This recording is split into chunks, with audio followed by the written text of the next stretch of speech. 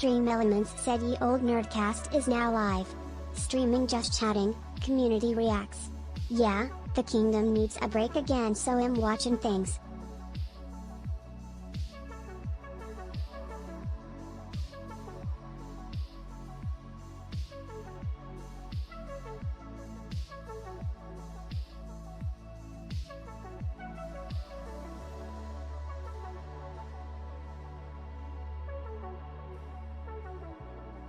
Ye Old Nerdcast said things.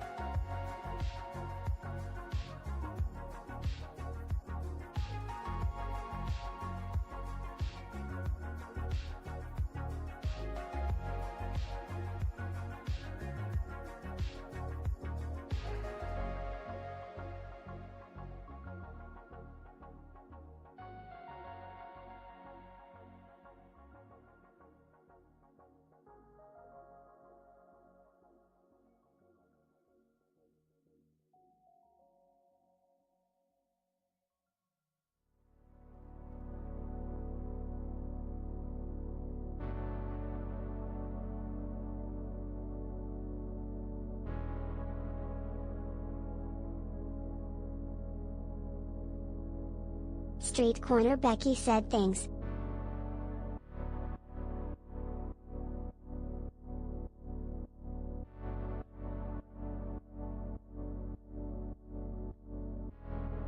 Street Corner Becky said things.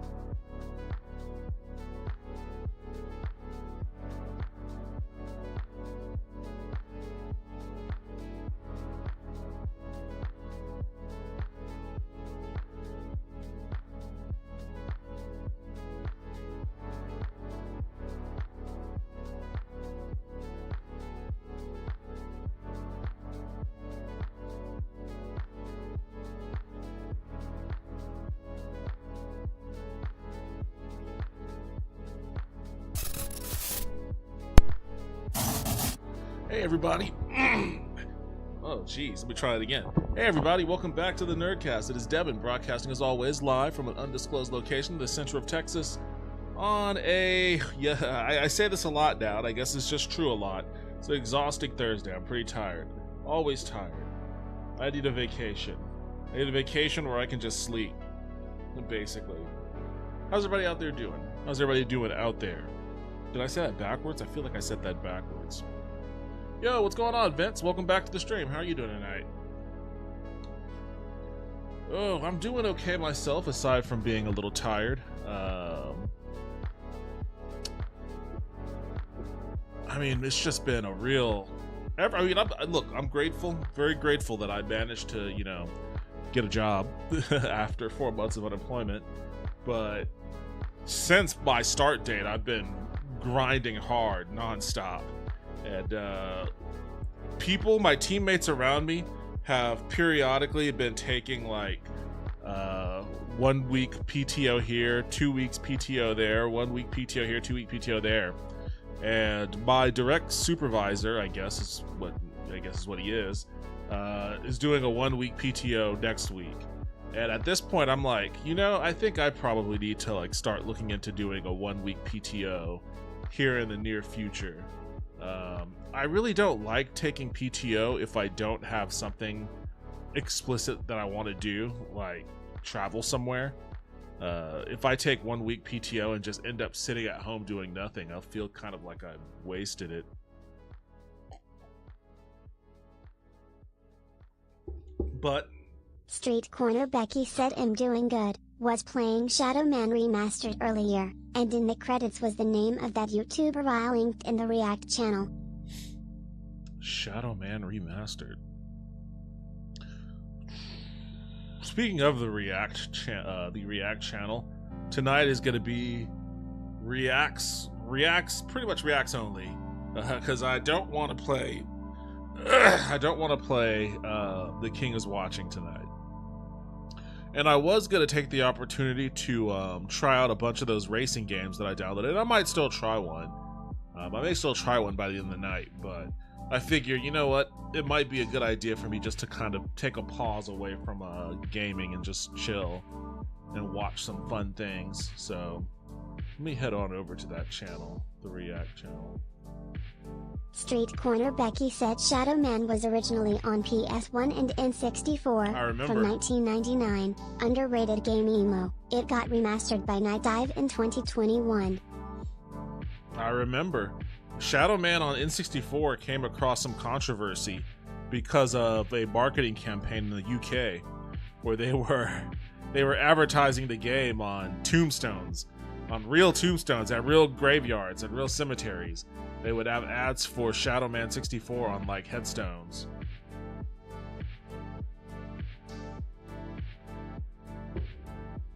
Which, how much of a craven psychopath do you have to be to A, propose in a meeting, hey, I have an idea.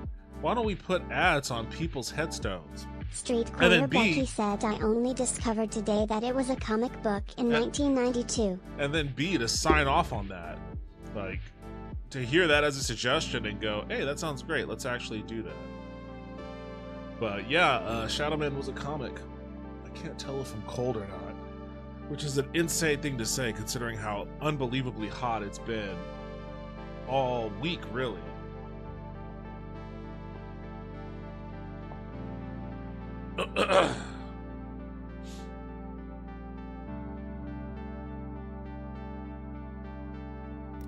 Was Shadow Man Valiant Comics?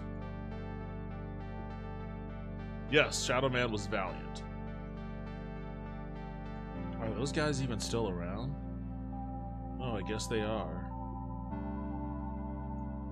Wait, what else was Valiant?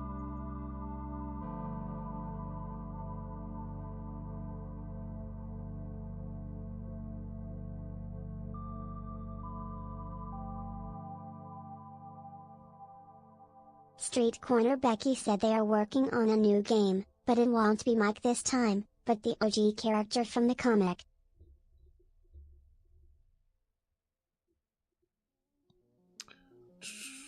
Acclaim produced numerous video games based on Valiant characters.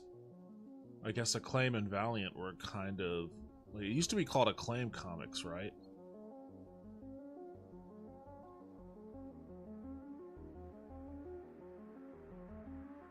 In 1994, Valiant was sold to Acclaim.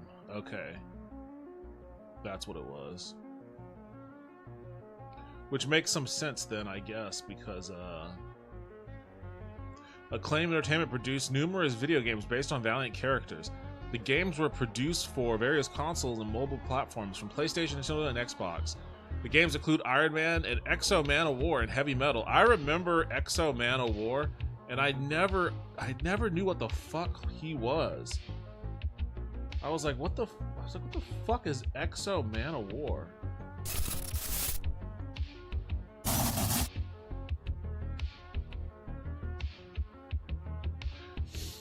I never really knew what this game... Maybe I should try to find a ROM for this one, because I never played it, and I gotta be honest, I never had an interest in playing it, because it didn't look good. Exo Man of War. Arik of Dacia is a fictional superhero created by writers Jim Shooter and Steve Englehart.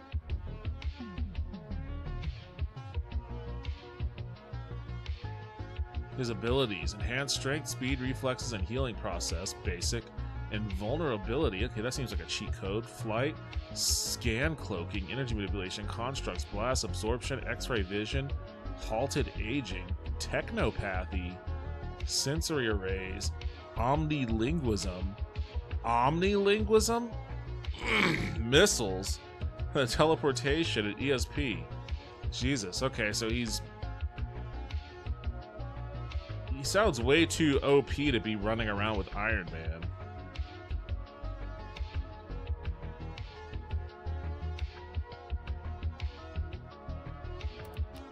Street Corner Becky said, I'm sure that website has the ROM. I can't even remember that website.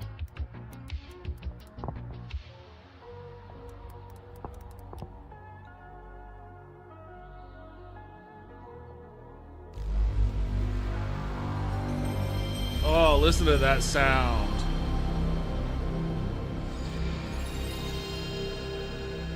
Hold on, I was distracted. I'm gonna hit you with that sweet note again.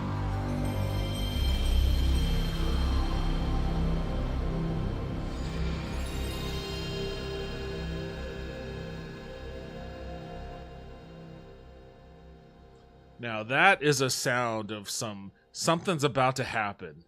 The old childhood sound of something fun is about to go down.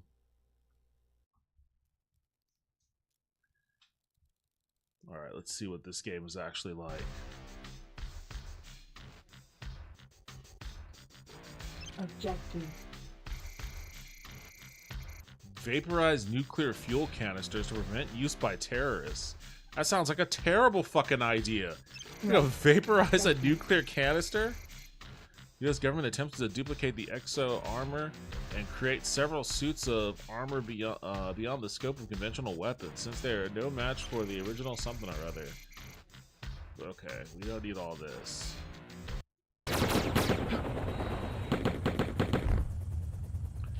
Oh, it's like an FMV game?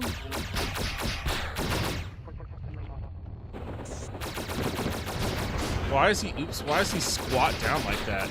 So this is like an FMV game. Why does he squat like that? That's so weird.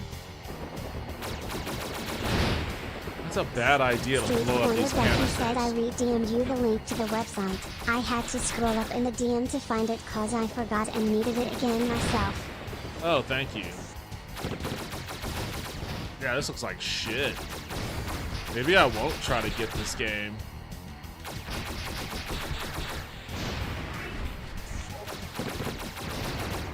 Alright, never mind. Hard pass on that. But, why don't we, start off with this one in the, from the React channel. This is, Physical Video Games Are Dying by Modern Vintage Gamer. Have you ever wondered what the common... I've never watched this dude's stuff before, but I think you've talked about him. Am I falling off of the ledge of the screen there? There we go. I think you've talked about them a bit before, so this is my first foray into this guy's content. Common theme between these three physical games are? Street Corner Becky says he created the Carbon engine. Car. God damn it, I was gonna burp. Now I have the hiccups. God damn. The Carbon engine.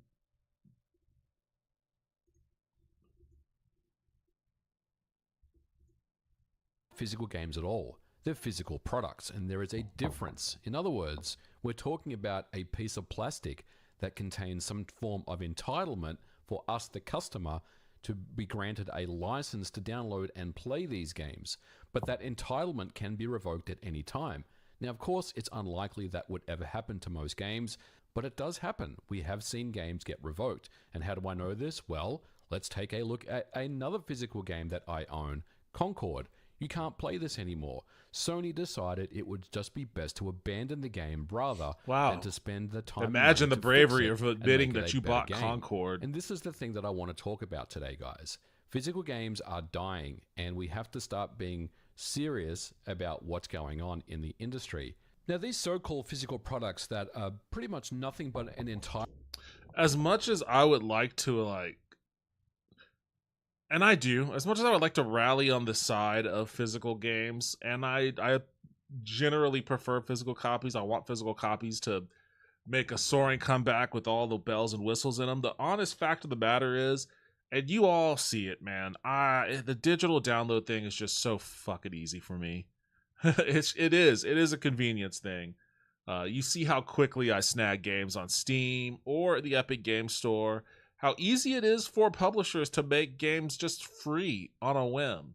Oh, this game's free on the Epic Game Store this weekend. This game's free on GOG or whatever. Prime gives out fucking free games now, which I need to check in on those too. The digital download sector of game redistribution has made it really easy to just pile up.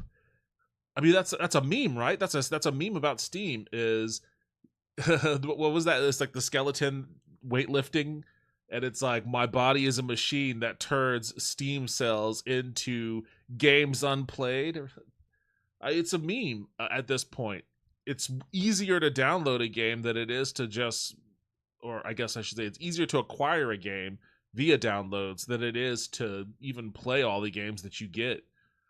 So in that instance, I have to say that I am a big proponent of digital downloads, but that is the double-edged sword of it all, is the idea that you're only leasing a game for as long as the publisher wants you to have it. In addition to the fact that you don't get all the really cool bells and whistles that used to come with physical games. I remember the big thing in the Sega Saturn era was Working Designs. Working Designs putting out even though, and I need to revisit Vic Ireland. I don't know what happened to Victor Ireland. I don't know if he's still in the business. At this point, I don't even know if he's still alive even. Vic Ireland was an old school. Back in the 90s, there were a few characters in the game industry. There were a few personalities. And Tommy Tallarico of Amico fame was one of those game industry personalities, famous for his soundtracks and whatnot. There were a lot of personalities like that, and Vic Ireland was one of those dudes. As much as fans loved Working Designs games, they were not developers. They were porters. They would localize Japanese games in America. So they never developed anything on their own. They would just localize games and release them here. But people loved Working Designs because they localized those niche JRPGs and other kind of genres that other publishers weren't gonna take a risk on releasing in the American market. Shmups, very Japanese centric shmups and whatnot. Working Designs would be the company that people who wanted to play those games in America would look to and be like, hey, can you guys release this game over here? And they would do it. Lots of really great games that Working Designs put out over here.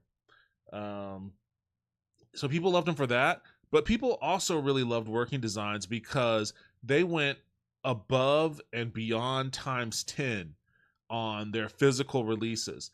They would put I'm trying to think of what the best example. It's either a Lundra on the PlayStation or Arc the Lad Collection. Arc the Lad Collection. PS1. Let me see if I can get a picture of it.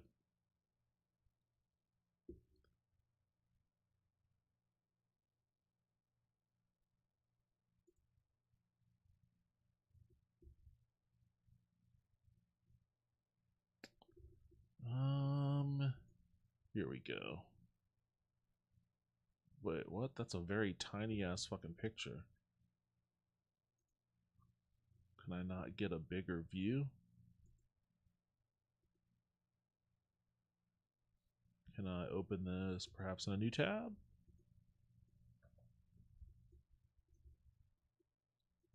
So yeah, like Arc the Lad Collection came with it was 3 Arc the Lad games, I think, or maybe maybe 4 Arc the Lad games. And Arc the Lad is a strategy RPG, the types of games that I get into, that came out in Japan very early on the PlayStation life cycle, the very first one. I remember I have very strong memories of getting a Game Fan magazine, opening it up because I wanted to read a big preview they had over Final Fantasy VII, which hadn't been out at the time. And in their Japanese only, not Japanese only, but games that were coming out in Japan that hadn't been scheduled for American release yet, they had a section in that magazine for that. One of the games that was in there was Arc the Lad 2, and I remember looking at Arc the Lad 2 being like, this game looks cool. Like, why can't this come out in America? This looks awesome. And it wasn't until years later that Working Designs actually did release Arc the Lad 1, 2, and some other Arc the Lad game. I can't remember what. I don't think it was, maybe it was 3. They released it in America. So I was super stoked when I heard that they were finally going to bring Arc the Lad over. But they released it, all the games, and I think a soundtrack as well. They have this hardback book that it was I think it was kind of like a lore book or something. It had art in it too, but it also had lore of the world and the stories. You have all these little character cards that you see that they released with it. Plus this little thing, I don't even remember what the fuck this was. Most of their releases also had like a cloth map.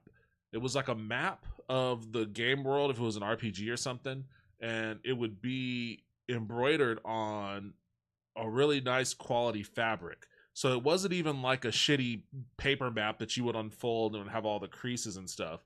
No, this was like really cool, good quality cloth map. They used to just deck all their shit out and things like that. How much is this even going for? Oh, I don't even know why is this even on here then if there's nobody selling it. But yeah, so that's what Working Designs was known for. People loved them for that, but people also conversely hated them because of their president, who was Victor Ireland, who was a notorious piece of shit. Just a real shithead. I remember hating Victor Ireland a lot too. I need to revisit that guy and figure out whether I was overreacting as just some diehard nerd or not. But this was like the heyday of physical releases. This is what you would expect from, I mean, maybe not this. This is above and beyond times 10, but even just having like a soundtrack that comes with the game, or some kind of a collectible, even a paper map that folds, is awesome. It's awesome to have that sort of stuff. And as soon as we moved over into digital, like all of this just went away. You're paying way more. I forget how much this cost on launch. I don't think it was more than 70. It may have been about 60, 70. It was about the cost of what a regular ass game download is now. You get a hell of a lot less with it. You don't even get like the promise of keeping the game beyond when the publisher wants to support it. But you're paying just as much, I think. Let me see if I can find.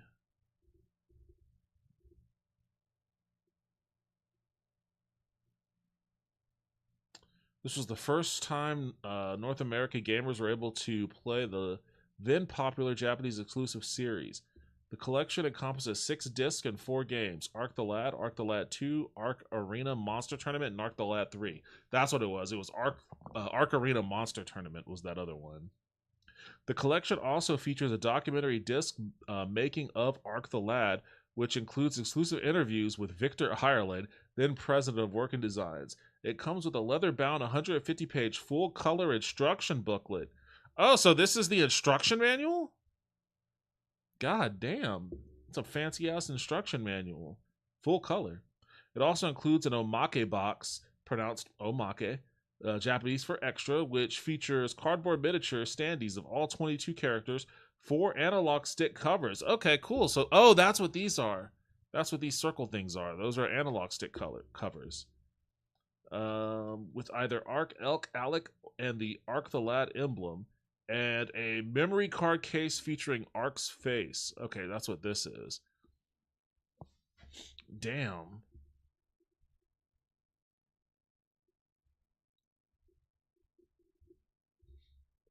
Yeah, I miss this era for sure. I miss this era for sure. Entitlement to download and play these games is a worrying trend, and unfortunately, Had to pointlessly be leather. The rest of it sounds good. Yo, what's up, Arachnid? Welcome back to the stream. How you doing? I mean, leather or not, I think it all sounds pretty awesome, really. Considering now we're barely getting even like a box. I bought Zelda I bought Breath of the Wild for the Switch shortly after it came out, and there were no frills. It's like, this is your flagship series, Nintendo. You should be celebrating early adapters to the release of this with like something. It doesn't even have to be anything extravagant. A Triforce enamel pen, that would be cool by itself. But nothing, not even a booklet. There wasn't even an instruction manual. It was just the game cartridge in like a case like this. And now they're not even doing that much. Now they're just going to give you if you buy the physical Switch 2, I guess, it's going to be a box with a download code or something.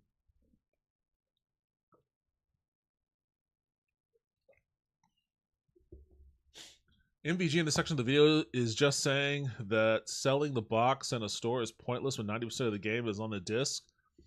Not really. I mean, it just depends on who wants it. Like, that was a big... that was like a kind of a big point of contention in the era where I worked at GameStop, right? Because we would have people that would trade in discs and just by themselves, and we took them, but we would have to make mock boxes for them, and people would react differently to purchasing a used game that had a mock box versus purchasing a used game that had its OG box and book. Like, obviously we had collectors and whatnot who would only buy if there was like the OG box and booklet. There were people that wanted the box but didn't really care if the booklet was in there or not. And then there were people who didn't give a shit. You know, we could have given them the disc in a sandwich bag and they would have been perfectly happy. But obviously if we had given the box collector guy a disc in a sandwich bag, that would have been a problem. So it just depends on the person. There are a lot of people that do like having the box with the art and the official looking physical production. Just as much as there are people that would just take it in a sandwich bag. I was just happy to have the game for most games, even if the box was generic and made by the store. For me, it depended on the game. There were some games where I could just buy the box and be perfectly fine. I still have them. I still have those too. But if it was a game that I really liked and I just wanted to make sure I had a copy of that game because I knew I wasn't going to trade it in, then I would try to get the complete thing. I have my Radiata stories right there. I would try to get the complete thing. Been watching a lot of his videos lately, especially since he's been big in the emulation side of things. Only recently Learned he actually works on games. He was lead designer of Gex Remaster, I guess. Oh shit, I didn't mean to click ahead. And play these games is a worrying trend, and unfortunately it's not anything that is going away or it's a fad. It's something that's going to continue to get worse over time. And I'm here to tell you guys, I am not a fan of this trend at all. In fact, I've been very much against this type of, release pretty much since the beginning. I can think about the days of Half-Life 2 releasing on Steam when people bought Half-Life 2 were not unable to play the game. Wait, this was this release on Steam? Yeah, man. This is like the normal. This is about the normal price. Well, this is about the normal price of a game at this point. But even back then, they were dropping those $90 games, those $90 SKUs. Can't act like Nintendo's breaking new ground on that one. Although I guess this does include Counter-Strike. Well, I guess they all include Counter-Strike Source. Half-Life 1 Source, Dave Defeat, Valve's back catalog available on Steam. Okay, I mean that's not nothing. Couldn't play Half-Life 2 because they had to connect to the internet in order to download the remaining proportion of the game. And even though Half-Life 2 came on 6 CDs, in fact, I have my version right here, I was unable to play the game unless I had an internet connection, and back in those days required a modem connection in order to download the Valve Steam launcher and various other parts of the game in order to play it. And this was really my first 12 frames per second irritation when it came to all things related to DRM. Now, unfortunately, it's 2025, and we have to come to the realization that physical games are almost dead. And I hate to say it because I'm someone that has been a big fan of physical media for many years, but what I'm seeing in the industry right now with the various kind of ways that publishers are offering up a physical product of something which is not physical at all other than a piece of plastic with some type of entitlement for you to download this game off their servers is almost something that I would consider disingenuous. And I think it's really no different than just downloading these games digitally, because in some instances, it's easier just to have a digital download of a game because it's at least tied to your account. And as long as the hardware maker is in business and they're continuing to provide hardware and you have an account that is tied to that hardware, then in theory, for all intents and purposes, your game should carry forward with you. And we have definitely seen that with the Nintendo Switch 2, with your Nintendo account. We've seen that with Sony PlayStation 4 and PlayStation 5, and we've seen it with Xbox. Now, although you could say this is a good thing that these hardware makers are providing you with, this is really something that they have to do. They have to offer you a way to play your existing library on your current hardware. And this is obviously what Xbox is trying to do with their push into handhelds. Sony is doing obviously with the PS4 and the PS5 and the Nintendo Switch 1 and Nintendo Switch 2.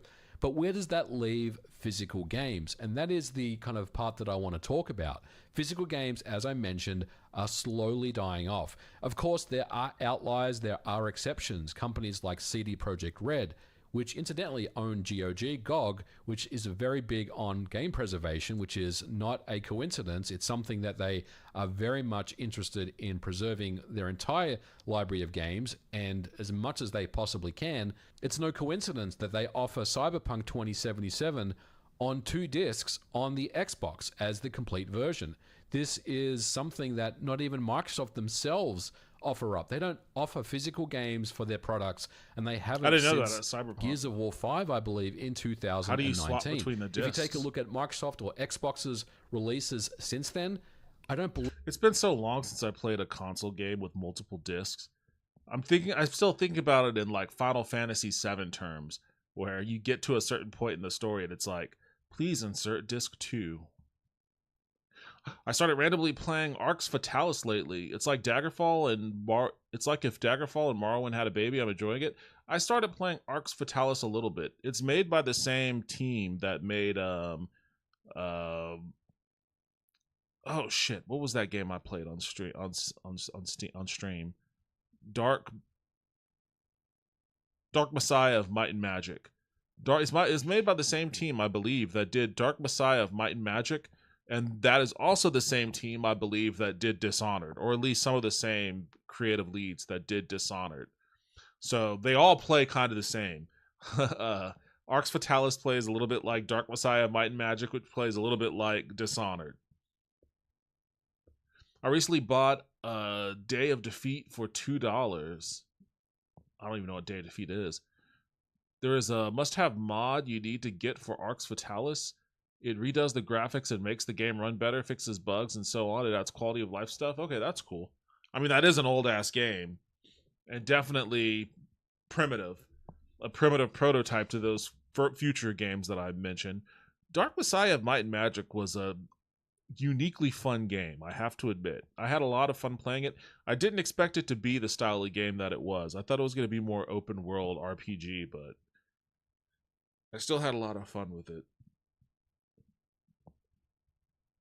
Believe there is any game that they've released that has the full game on disc.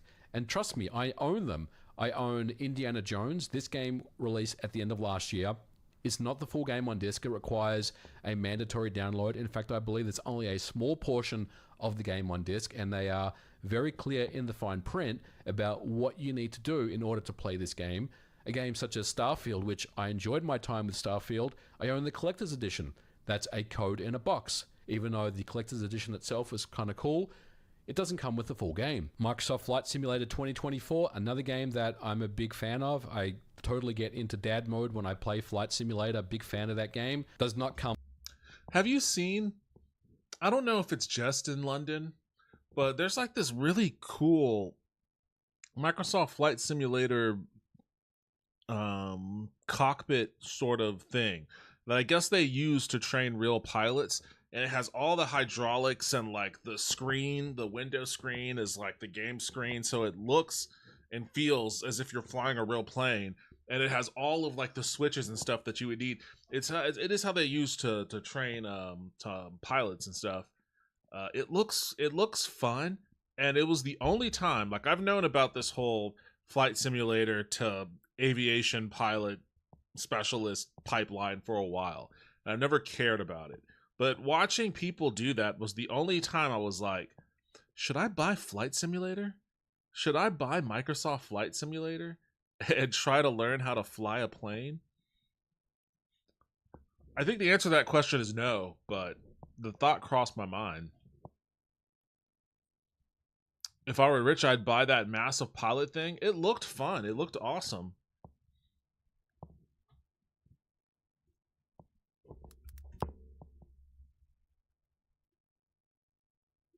Let's see.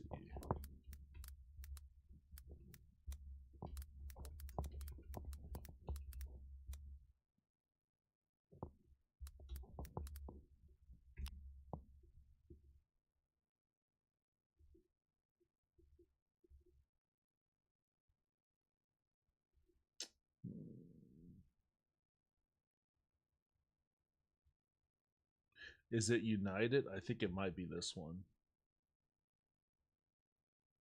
Okay. All right, I'll put this on the back burner after this video because I do really want to watch a physical version. And this is obviously very well documented as it needs to stream its assets off the cloud. Another game, The Elder Scrolls Oblivion Remastered that released earlier in 2025, does not even have a physical version available. Doom: The Dark Ages on the PlayStation 5 is now not that's the a bummer. Version on disc. I hope they do seemingly abandoned decide to release games. I hope they do decide to release a physical version of Oblivion Remaster because I think I would actually like to buy that, and especially if they release collector stuff with it. In favor of digital downloads and Game Pass. And when we think about the Xbox, we think about Game Pass, and I think that's what Microsoft and Xbox want you to think about. But unfortunately for those people that have been a fan of Xbox physical games over the years, going back to the OG days, 360 days, Xbox One days, you're all of a sudden finding yourself in a situation where Xbox doesn't provide those games for you anymore. The only way that you can is to kind of buy a fake physical product and kind of go through the motions of having a physical game, but at the end of the day, you're just getting an entitlement to play these games. Now, on the PlayStation 5, things are definitely better, and I think it's because Sony does kind of recognize that in some countries and in some markets, it's a better option to provide physical games for those countries because not everyone has good internet in various parts of the world. Not only this, some countries in the world, such as Japan, have more of a favor to physical games rather than digital games. So having the option for a physical game, and most of the time providing the full game on disc, is very much welcome. But Sony still has its own issues. The first thing obviously is offering up an additional Blu-ray drive that requires an internet connection aside. We're slowly starting to see other publishers that don't have the complete editions on disc. Ubisoft is a great example. Just this year, Assassin's Creed Shadows was famously criticized for not having the complete game on disc that required a mandatory internet download in order to complete its installation. Last year, I picked up Star Wars Outlaws. Again, on the back of the box and on the front, it is required to have an internet connection to download and complete the installation. I feel like that should be illegal. Because then, like, what do you... I guess it's not technically any different than, like, buying a game and then having to redeem a code to download the game. But there's just something a little extra sleazy feeling about having, like, a Blu-ray disc that says it's the game, and then you pop it in to play it, and it's like, oh, by the way, it's not the game. You still have to download more. Like, there's just something weird about that. I don't like that. And I guess maybe it's not too dissimilar from a day one patch, I suppose. Although you use, I don't know, it's been a while since I've played a console game at this point. Used to be that you can skirt the day one patch if you wanted to, but I don't know. It just seems like all of these practices are becoming way too common, and there needs to be some kind of standard for what gets counted as a full release. Like some kind of consumer advocacy backed standard for when you purchase a product, there's a certain level of completeness that the consumer needs to be guaranteed without having to have additional support. I mean, it would be literally like, oh, I just went to Honda and I bought a Civic, but it doesn't have 2 of the 4 pistons in the engine. So before I could drive my Civic home, I have to order the other 2 pistons, and then have them install them so I can drive it home. Which I guess, if I really wanted to make the case, I do this thing where I debate against myself all the time. I'm my own counter advocate. I guess that's not too dissimilar than ordering a car before it's even been manufactured, right? There are people that do that. They get excited about a new model of a car and they just buy it. They have to wait for the car to get put together. Although there are laws against that. And I remember reading about that during the whole Amico debacle. Like, a company can't sell a product that it doesn't actually have put into production about, I forget the time frame. It's like a couple months before or a couple months after purchase. The purchaser has to have the product in their hand. I don't know. I forget all those weird arcane rules and laws, but I don't know. I guess I could talk myself into either side of this if I really wanted to. But the underlying point is it still feels scummy to have a disc that you paid $70 for and you put it into play and then you still have to... It's not the full game. It's not the complete thing. Like, what if you're really broke and you had a choice? Pay your internet bill or buy Mass Effect 5? And so you're like... You know what? I could do without my internet for a month. I'm going to go buy Mass Effect 5. And then for that month of no internet, I'm just going to be in the world of Mass Effect. So you kill your internet. You go buy Mass Effect. You pop it in. And it says you need an internet connection to finish downloading the game. Like, that's a real... Twilight Zone kind of Kafka-esque situation. My issue is when say a rural parent buys their kid a game and they have shitty internet, and it takes the kid a day just to install the game. That's a thing too. That's a thing too. Hello, it is me, and I don't. Hello, it is me, and I don't believe in video games. I don't see enough evidence to support their existence. Yo, what's up, Toaster? Welcome back to the stream. How are you doing tonight? You may not believe in video games, but video games believe in you. If I felt like Mass Effect 5 would be as good as the original trilogy, I'd get it over the internet. Lol. Current BioWare though, you better get the internet instead. Well, current BioWare is another sad tale altogether. But you get my point. You get what I'm getting at. Installation and play the game. Now you may be wondering, well, what about the Blu-ray limitations of these games? Do they exceed the capacity? Well, in some instances that could be true, but in the case of a game such as Star Wars Outlaws, which is a 54 gigabyte download, the capacity of a Blu-ray disc on the Sony PlayStation 5 is 100 gigabytes, so there's really no excuse as to why the full game could not be on disc. If you took the time to press the disc and put a portion of the game on disc, I can't see any good reason why you couldn't put the entire game on disc and offer it up to your customers, but here we are. Of course, on the Nintendo Switch 2, things are a little more complicated with the game keycards, and this is obviously something that is causing a lot of outrage amongst various people in the community. Look, at the end of the day, if you're someone that buys physical products, you may not even realize what you're getting when you pick up a Switch 2 keycard game versus a regular physical game. But when it comes to game keycards, not only do you require a pretty large download, you also will most likely require a micro SD expansion card, because a lot of these games exceed the maximum capacity that Nintendo has offered with their game cards, which is 64 gigabytes. But this is not always true, and this is where I think a lot of the frustration is currently at. It's unlikely that Nintendo is offering any other game cards outside of 64 gigabytes, and this has been reported by various outlets. And in the situation where there are third parties that are providing games that are far less than that 64 gigabyte size capacity, it means in order to reduce cost, they've resorted to using a game keycard, which has confused a lot of people. And although game keycards do offer you the ability to resell those games if you would choose to do so, it still means this is not a physical game in any capacity. It's essentially just a physical product. And this is what's causing a lot of the frustration and a lot of the confusion around what Nintendo is doing for the Switch 2.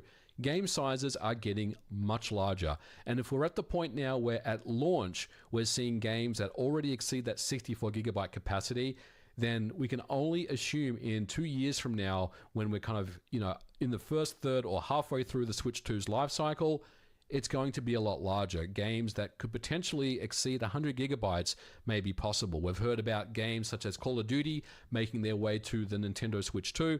You can be rest assured that that is going to be a massive download. And it just seems like that hardware makers and publishers cannot keep up with the size capacities of the games that are being developed right now. They're doing their best to try to mitigate it as much as they can. They could. But ultimately, I think they're fighting a losing battle. And for me, it's a very sad thing to see physical media slowly starting to die out. Of course, there's going to be companies out there that continue to make physical games. I certainly work for one of them, CD Projekt Red. They're going to always kind of push physical games that they are making themselves, and things like GOG. So physical games are definitely on the way out, and it's a very sad thing.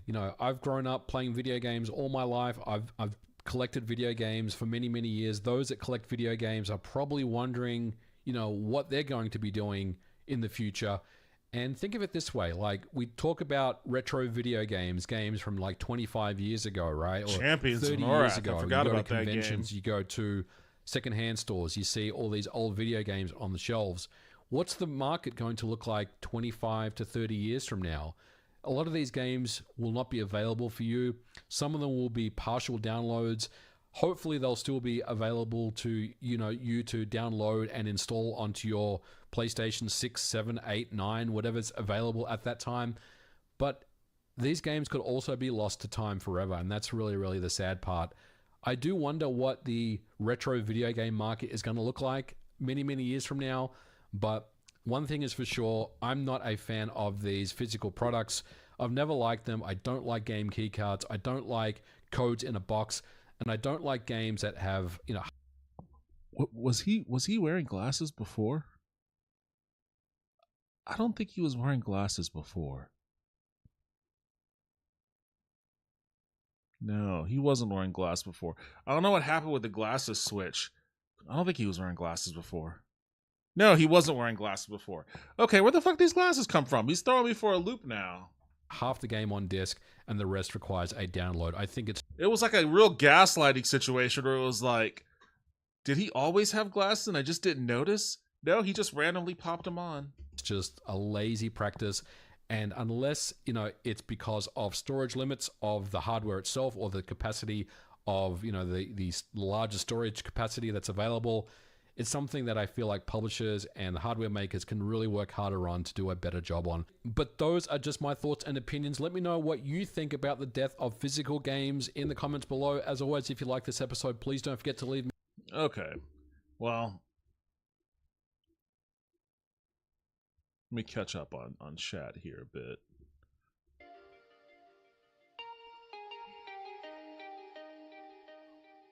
I don't even buy games at 60, and they decided to raise the price to 70, from a price to 70 to fucking 80. Bro, I straight up just play the same handful of games over and over, lol. I get what you're saying, though. I'm with you, Toaster. 40 is as high as I'll go, and that's still rare for me. It takes a lot for me to drop more than 40 bucks on a single title, but I'll do it if I feel like it's worth it. Less than once a year rare. Oh, I 100% skip Switch 2. Fuck that noise. Yeah, I don't have any interest in a Switch 2, and especially now that I'm hearing all this stuff about these product cards and shit like that. I don't know if I want to. I don't know if I want to. I took a survey. I took a Nintendo survey, I think sometime last week too, where they were asking people about physical media. It was Nintendo asking people their opinions on physical media. And I answered it. I was like, I'd rather buy physical media. And they were like, well, in the previous question, when offered the choice between physical and a digital download as a gift, why did you choose physical? And I was like, I don't want to have to fucking play tech support. Like, most of the time, if I'm giving a game as a gift, I'm giving it as a gift to my nieces and nephew, and I don't want to have to play tech support to my brother, or my sister, or my parents about how to activate or redeem a product code for a Switch game that I've never played. I don't know what the Switch UI looks like, or the Switch 2 UI looks like. I don't want to have to deal with all that. I want to give the game as a gift and then just wipe my hands of the transaction. Put the cartridge in the little thing, and then you'll know what's good. He'll know where to go from there. That's the best possible gifting scenario. And having to deal with all of this shit, especially like during Christmas over the phone, kids are excited. My parents have my brother and sister have no idea what the fuck to do, and they're asking me, how do we install this? I don't want to do that. I don't want to deal with that. That's what I said to Nintendo.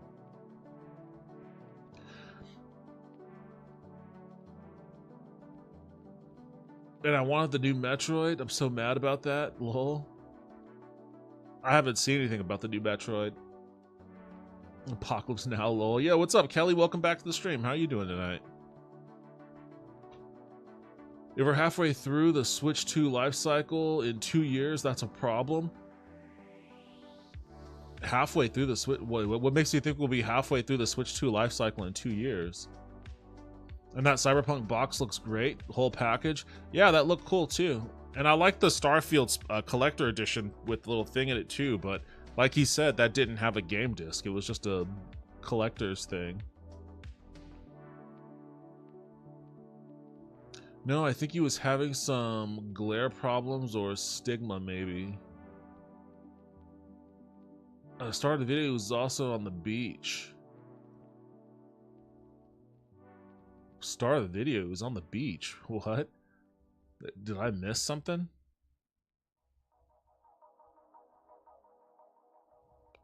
I guess I just wasn't paying attention. Because I think those are UV glasses for blue light. That makes sense. That's kind of what they look like, too.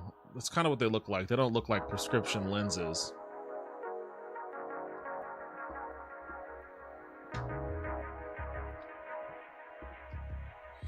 Oh, man.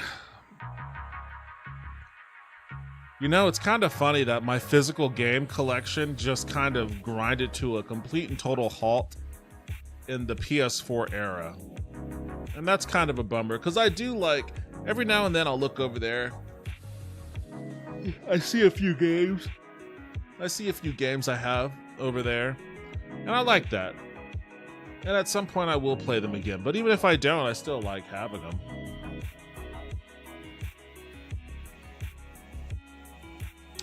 Alright. Drop this right there. Oh, what the fuck?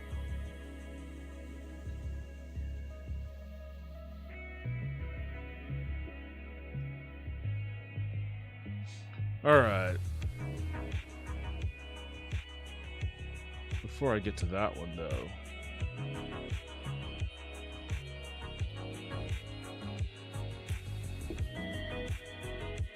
I do want to kind of try, take a stab Hey, at. are you ready? I'm ready. Okay. Looking down the runway, I'm going to push the throttles up. I would announce 100 knots. We're going to call V1. So my hands would come off the throttles. Go ahead and start pulling back. There you go. Don't be afraid of it. There you go. And then there's a positive rate. And the gear's coming up. I'm not a pilot, but I just took off in an Airbus A320. Okay, so it's not an actual plane, Yeah, that's what it looks but this like. $20 million simulator is an exact replica of an A320 cockpit, and the technology inside of it makes it even more complex than the plane itself. Here at United Airlines Flight Training Center in Denver, Colorado, there are 30 Okay, so this flight one's in simulators. Denver. And at nearly 500,000 square feet, this facility is one of the largest airline training hubs in the world. All of United's 12,000 pilots come through here for initial training and return every 9 months to stay up to date on flight procedures and safety protocols. Captain Mike McCaskey has been a United pilot for This is the most uncertain face I've ever seen. If I saw this man as my pilot, I would immediately turn around and go the other way. He does not look very sure of himself. 28 years and showed us what it's like to fly a commercial plane. Tell me a little about what we're looking at here. All right, so before we get started, we're in an Airbus A320 simulator. We use our training devices to train our pilots from day 1 to day 30, which is how long it takes us to get them through school. So we can simulate in this 30 days? particular, device. They only have to do. You know what? Maybe 30 days is adequate, but I feel like you probably need a lot more. I would personally need a lot more than 30 days to figure all this shit out. Anything that we want the crews to experience in the operation. He gave us a detailed description of all the instruments, most of which are only used in case of an emergency.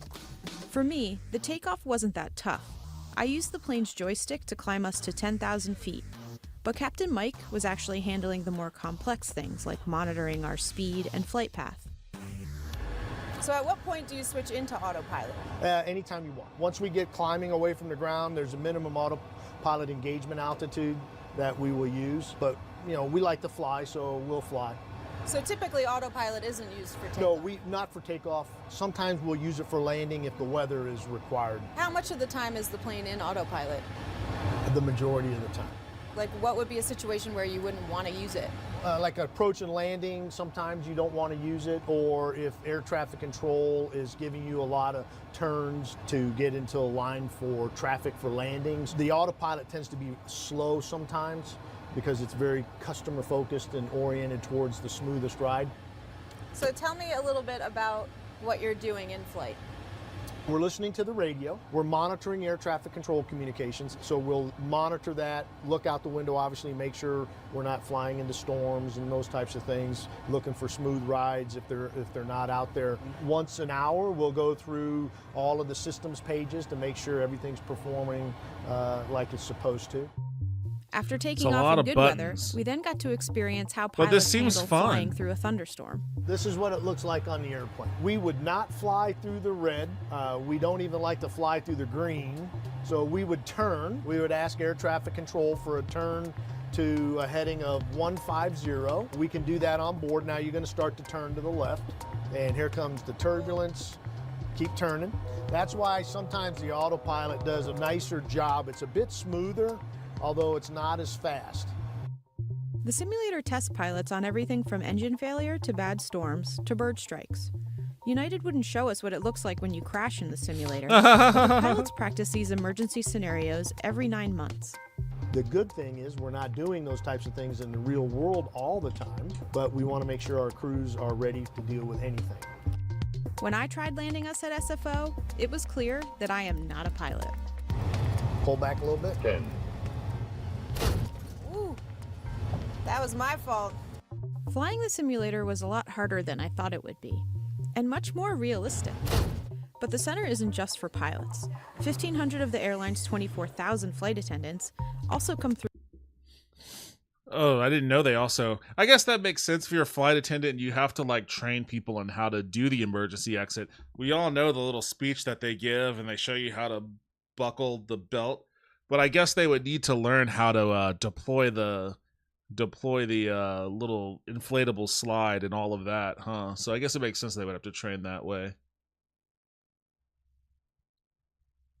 Like I said, if I had the money, I'd buy a rig like that mock plane one and set it up in a room. I'd also set up a truck version of that rig to play American and Euro Truck Simulator. You're just going to have a simulator of all transit. You're going to have a train, a mock train to do the train simulator. You're going to have a tractor for farm simulator. I have a friend in Eve that has a small plane that he flies around Chicago. I'd be scared out of my mind. Yeah, Justin's brother has a plane and he flies up to Dallas every so often. I don't know if I'd be able to do something like that myself. The odd thing is I have like this, I normally in my day-to-day life, I have a crippling fear of heights, but for some reason that doesn't apply to flight. And like when those pilots are actually at work, they let them drink while playing that game. You have to train under realistic situations. Well, the western suburbs of Chicago, at least. All those buttons remind me of Atari Jaguar. I've only flown like 3 or 4 times. I mean, I flew a bit as a kid. In my adult life, let's see. I've flown to Montgomery once. I've flown to Seattle. I've flown to LA. I've flown to Japan. You know, all told in the entirety of my life, I've flown under 10 times. I don't know what the exact number is. I would probably, if I was just to guess, I'd probably put it around 7 or 8. But in my adult life, I've only flown about 4 times. Well, no, that's not true.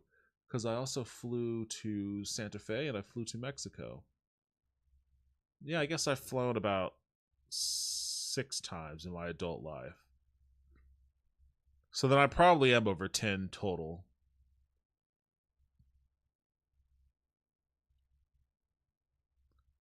In my life, I put myself at maybe 30 flights.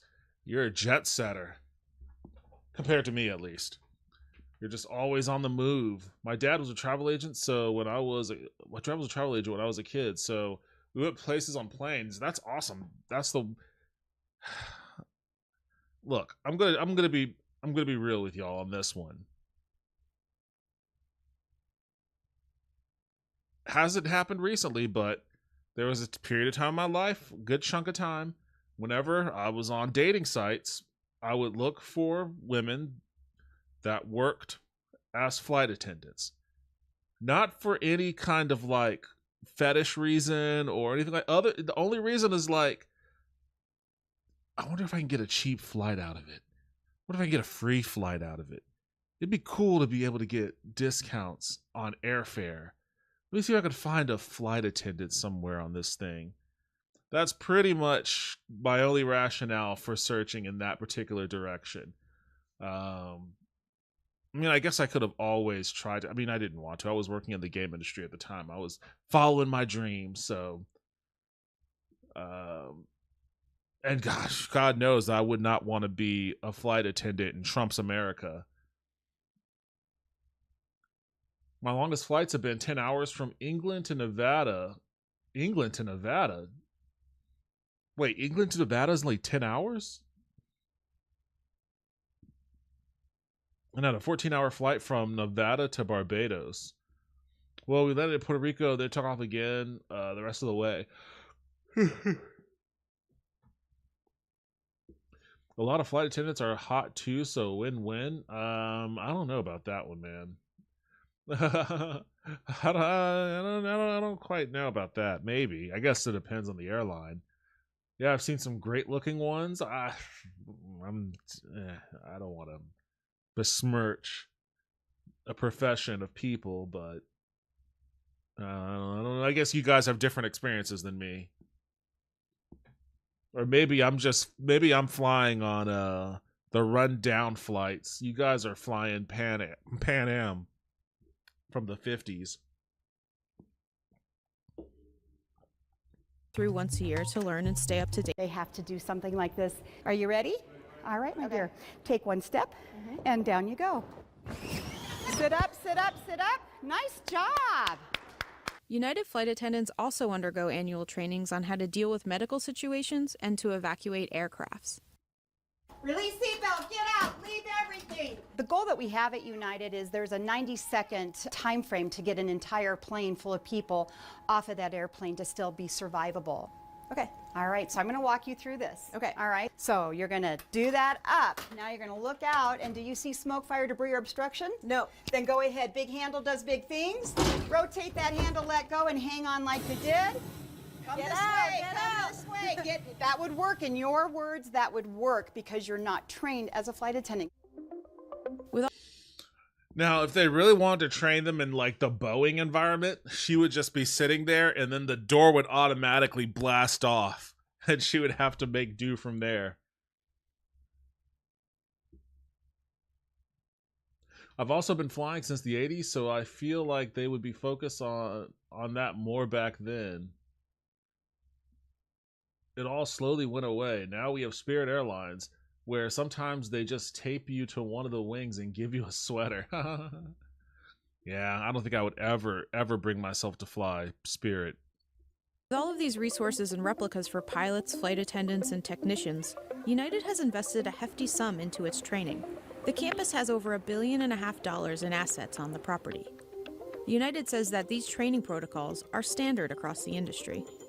If everybody is flying at the safest level, then we're all better off for it. We will compete vigorously on product and service, but we won't compete on safety. After seeing the facility and learning how rigorous the training is, I feel assured that pilots are so well trained that they're ready for anything, no matter what happens. Well, there's only so much training you could do to prepare yourself for a shoddily put together airplane. All right, let me watch this toaster video here. Whatever the fuck this is.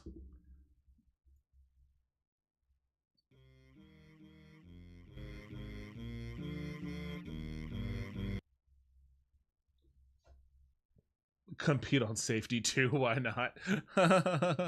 Yeah, that is actually a weird way to phrase it, because it could go either way. It's like, we're not competitive on safety at all. We really don't care how many of you perish in a fiery ball of human gore. We're just not going to be competitive on safety at all. We cede safety to our competition. Alright, my final sale. What the fuck even is this? I have no clue. Oil roll bombs, think it's yours, my friend. Is what I won't say if we were back then. As my loved friends, I thought they to send. What I most want to know is all rubies for them. Change my old friend. What in the... Is this from like the CDI version of the Zelda games? That artwork has always creeped me the fuck out. I trample rubies in this land, and become I was and I fear alone is my lost who I am. True warrior strive to make amends. You know must fight, we protect those who can defend. My dinner's cold, not here you stand. Strong of make me, supply me to hand. I can't give you what you seek. Courage isn't free, courage isn't free. Even where I reach, I can't purchase where each I can see. I think towards my faith was sin, called bring me from this end. My quest has already failed. Listen to me, unfair. Courage follows day, of course. Heart and do your affairs, as intense as you face. I can tell me that they may hold my body play, of determination prevails. Oh, I hope to let this rest and he's with my brain. Oh, credit. Like, it's barely... He's barely even sounding human anymore. He's like, the longer this song goes on, the more like a robotic alien. I have to cling on to these subtitles. I don't know what the fuck's happening here anymore. My life to win. Oh, I need rest, but I let one life to win. Can't do that. It's I who decides my fate. The moral bombs link, it's yours, my friend. Is what I will say when we meet again. As my love fades, I read my final say. My truths must be read when you think of their way. Oh, he got Thanos snapped away. Here lies a true warrior. May he find the peace he strived for. Listen to this fucking dialogue. They put too much thought into this. What the fuck is this? I don't know. This is a series that started 3 fucking years ago. It has only 4 short videos. We need to find theater kids to say this. Read the fucking comments. They're debating the metaphor and use of language. 2 lines of dialogue? What? My dinner's cold is such a good metaphor for death. Wow. My dinner's cold. I love how YouTube label is important in my notifications. A line I want to shout out for being a creative masterstroke is supply meets demand. The king telling Morshu he needs to rise up and fulfill the void his death has caused by using language he'd be using language he'd be familiar with is so good.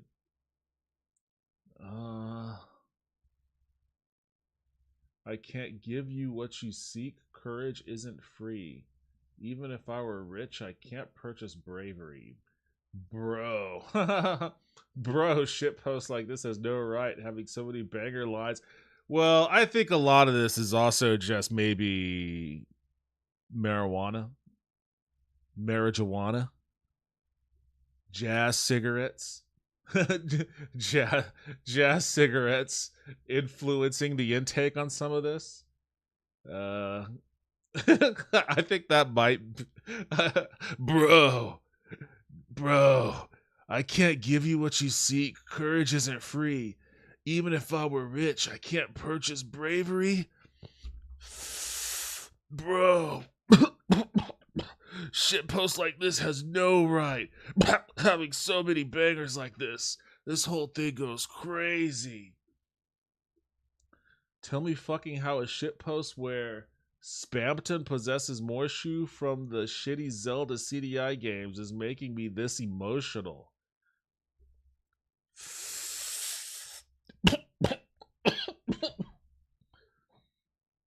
I like how even in his final moments, the king still has faith that Morshu will do the right thing despite Morshu's own doubts.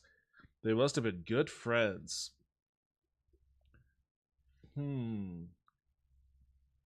Here lies a true warrior. May you find the peace he strived for. That got me good, man. That That got me good, man. That got me good. I can almost hear the fucking Margaritaville growl of this dude's grainy 60-year-old Florida man voice. That got me good, man. That got me good. 2 items left at his grave, a sword and a dinner cup. One to symbolize that he was a true warrior, the other to symbolize the peace he strived for. Well, yes. I mean, it was also written on the fucking headstone, man. Courage isn't free, courage follows deeds. These people really are having like an emotional reaction to this. Damn. They're having a moment. I just want to say, Jeff, the cinema of having this be a tale, being silly with Morshu as Spamton to a tale of redemption is amazing. Wait, what? Having this be a tale being silly with Morshu as Spamton to a tale of redemption is amazing. I don't even know what that means. Hope I'll get to see the next installment of the story. Genuinely absolute cinema. A little detail I just noticed. In order to make the slower movements of the singing sprites not look choppy, I'm pretty certain Jeff added additional tween frames. They look so natural. I don't think I would have noticed if I wasn't so familiar with Morshu's frames. If I wasn't so familiar with Morshu's frames. The implications of how that sentence ended is dire. Love the implication in the duet that while Hark and Morshu are saying the same lines, they mean them in different ways.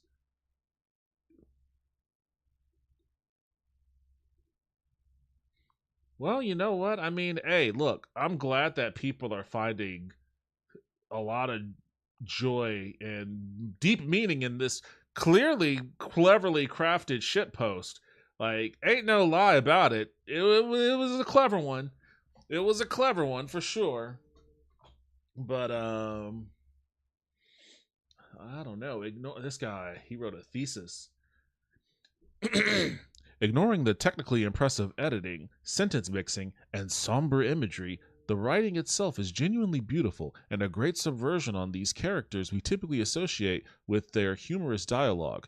Even isolated from the Deltarune and the CDI games, the lyrics about a shopkeeper archetype consulting direction from the dying breaths of the selfless king, his greed made him turn on works excellently as a standalone piece, with every line feeling weighted and meaningfully relevant. Morshu realizes his trust in material possessions led nowhere but destruction and struggle to forgive himself. But even in his final moments, Harkinian remains true to the character he believes all warriors should strive for and forgives Morshu, helping him realize how much there is to gain in giving to others. I was definitely taken aback by this level of storytelling, and I wish I got to experience it for the first time again. All right, you know what? Kudos to BeanMan0710. I mean, he fucking hammered out his thesis on this. Honestly, in a manner that was a little bit more convincing to me than some of these other takes. My issue is just that it was hard for me to figure out what the fuck was going on because I was just hearing robot noises. I guess if I rewatch it 5 or 6 times, maybe I could figure it out, but it was just all robot noises. Also, I don't remember. I mean, this other dude was talking about how he's intimately familiar with Morshu's frames. I don't remember fuck all about any of this shit. Which one's Morshu? Who is Morshu? I don't know. I don't have the attachment. Maybe I need to dive into the cinematic universe of Zelda CDI games so I can figure out what's actually going on here. All right, that was interesting, Toaster. Thank you for sharing that with the class. This is so fucking great, lol. Someone remade it with that Miku thing and an actual singer. Miku. What is Miku? Is that like an AI thing? I was very high when I watched this first. I kind of assumed. A little reefer madness, if you will. I love drugs. These people are on a different plane of existence than I am. No offense, Toaster. CDI is easily emulated. I mean, I'm not here to judge anyone's plane of existence. All I can say is that I don't have the proper frame of mind, I guess, to take this piece of work and run it through whatever sausage grinder I need to run it through in my mind to take deep spiritual meaning out of it. But hey, you know what? I couldn't even tell what was happening at the beginning. Like, what's going on? Like, the visual storytelling, I guess maybe I should pay more attention to. Because, like, I don't even know what's happening here. I guess... Is this Morshu? Did they both die? Who are these guys? I don't know what's happening here. Like, I have no idea what's going on here. As my friends, I find to say what I most want is not rubies or things, my friend. What must I send to with his eyes? I spent for rubies in his eyes. Like, I don't understand. Like, so is this the king? He died, and now he's just dragging him. It looks like he just lynched the king. Honestly, if I just came across this, I'd be like, okay, this dude with the psycho eyes that's dragging a dead body via a rope, seemingly attached to his neck. I don't know about this guy. I sent the lore? Oh, brother. I don't even want to know. Oh, no. What the fuck?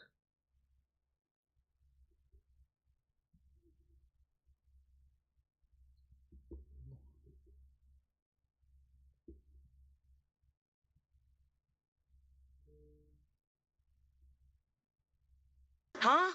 What the duck happened? What? My shoes. Is that you?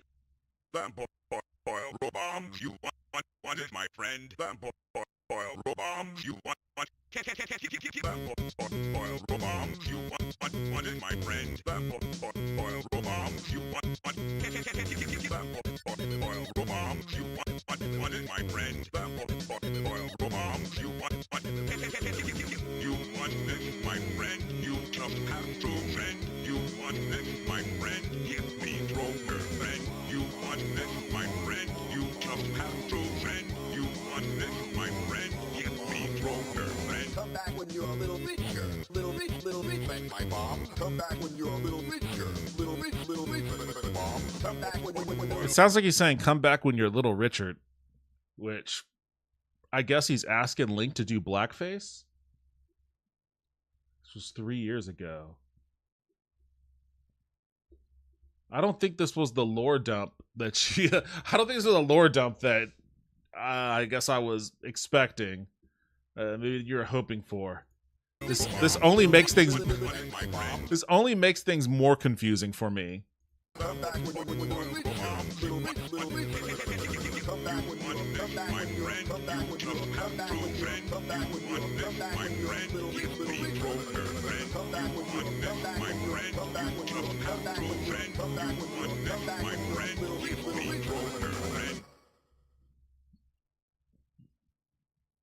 All right, I am significantly more confused now than, oh no, autoplay is on.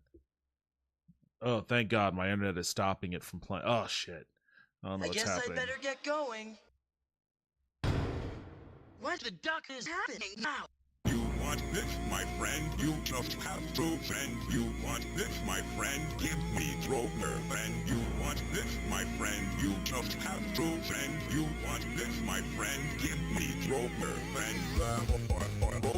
You want it, my friend? You sorry, I can't hear it. I think I get what's going on here. I think I understand what's happening with that.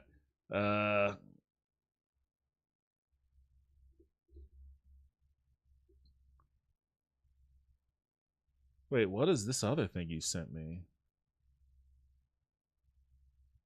Willem Dafoe's cake cup for the cupcake? I have no idea what the fuck that even is. Sometimes you'll send me something and then I just won't see it. Like I just won't. I'm the worst at paying attention to Discord. So like I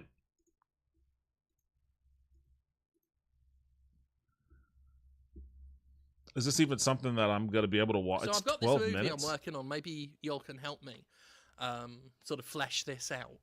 What is It's this? a movie called Cupcakes for the Cake Cup. Cupcakes for the cake cup. Cake cup. Yeah, and a little difficulty with that.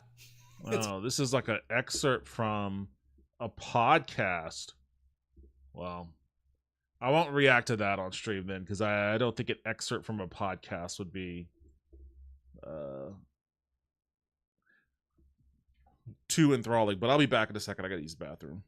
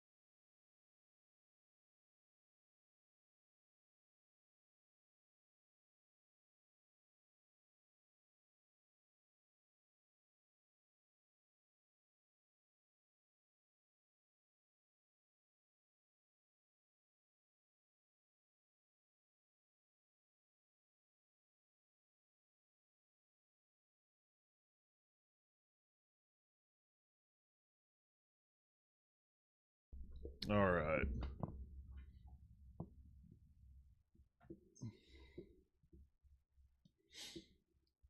It's a movie pitch.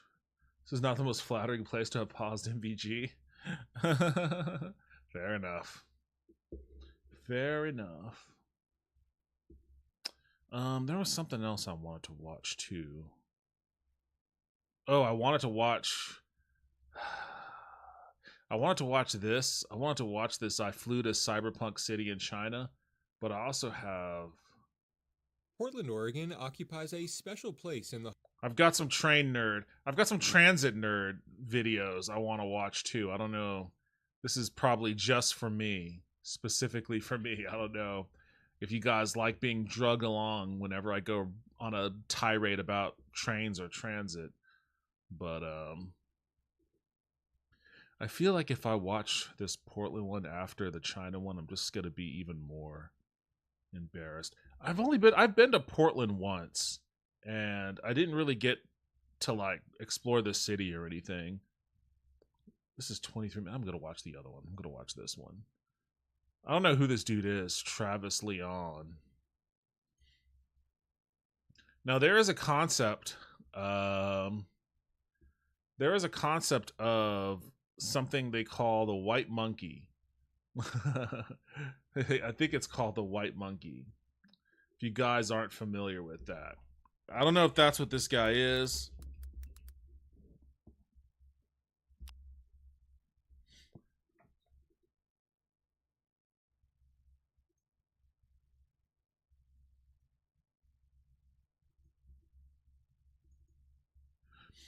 White monkey is a term for the phenomenon of white foreigners or immigrants in China and Japan being hired for modeling, advertising, English teaching, or promotional jobs on the basis of their race.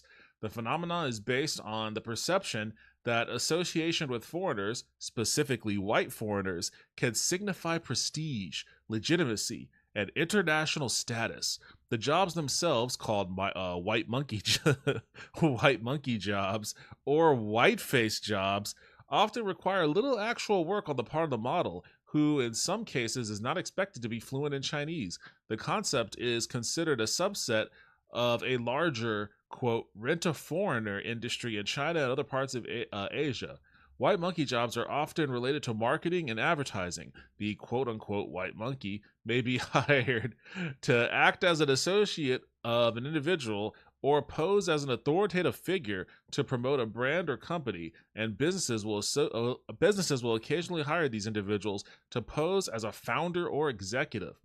While the concept is less viable in urban areas with more international exposure, the practice is common in smaller urban centers and rural areas, especially those trying to expand or attract real estate attention by feigning international presence. So when I say I think there's a possibility that this dude could be, quote unquote, a white monkey, understand that I don't mean that by any racist terms.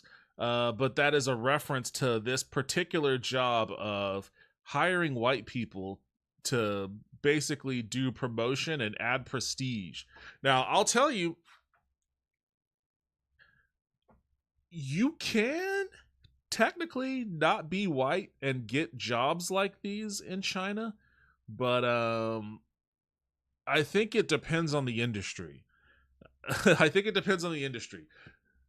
For whatever value China has as a society that shows what it looks like to actually invest in people and invest in your own society and building up your infrastructure from a centrally planned standpoint, I think that they do still fall prey to the same kind of racially tinged stereotypes that Western societies fall into.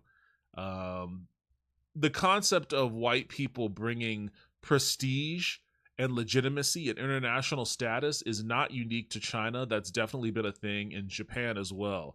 There were a lot of, like, back in like the heyday of the Obama era, when the topic of racialized dating was popular, and you had OkCupid doing all these reports on the racism bias in dating. There were a lot of think pieces about, like, Asian women in particular, or Japanese women in particular, Asians in general, Japanese women in particular, when people would talk about, like, people not dating outside their own race and things like that. And they would talk about, you know, well, Japanese people who are reluctant to accept foreigners in their society, or particularly in their family, if their sons or their daughters really are dating an American, there is a hierarchy there where if you're gonna date a non-Japanese person, date a white guy. You know, if you're gonna date an American, date a white guy.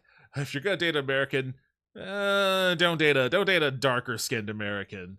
You know, there is that sort of thing, you know, that permeates throughout, you know, most of the Western or Western touched world at the very least.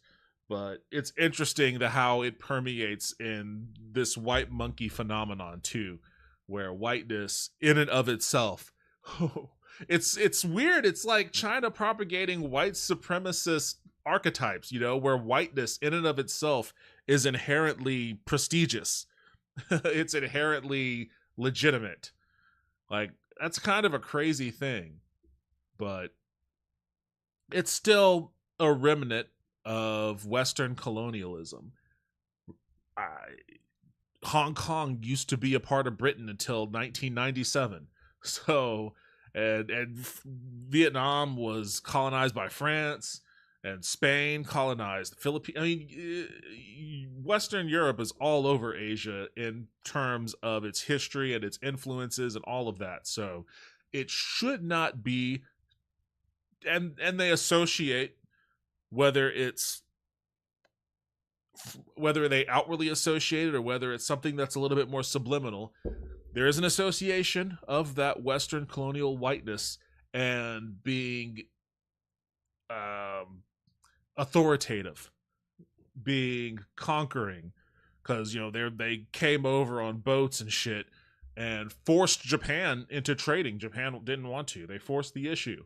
They colonized these places. So there is that sort of idea of the historical remnants of white Western civilization coming over and asserting its authority and global dominance, even if that dominance isn't quite the same now in that region of the world as it was back then, because Vietnam kicked the motherfuckers out, and Hong Kong is now a part of China again.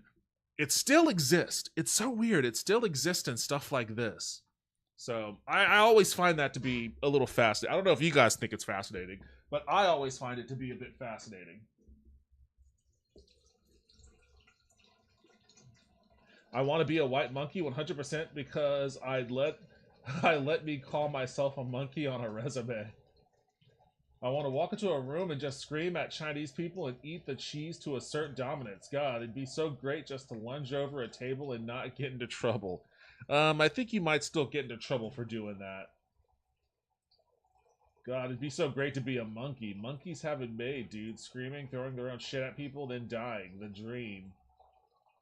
I will approach the busiest competitors carrying a large bucket of hot grease and get to work tearing down the foundations of their industry and spreading forth the grease of fuck you, our business is better. My desk will be so short I have to sit on the floor to use it, and all my notes are my attempts to write Mandarin, and they're all terrible. I'll get a tattoo that says King Monkey in Chinese words. And the majority of Africa was colonized by ex-European country. Yeah, absolutely. And they're still trying to shake that off too. There's still countries in China that pays money back to France or countries in Africa that gives money to France for some reason.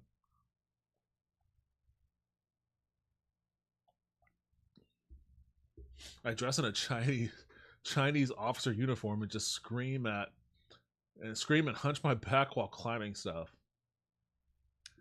My last name is associated with an old British African state. My son asked me about it because he was learning about that time period at school, and I said, white colonizers, not the best of times.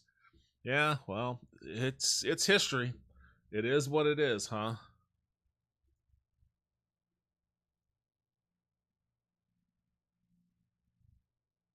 I'm still blown away. This is crazy. This is actually crazy.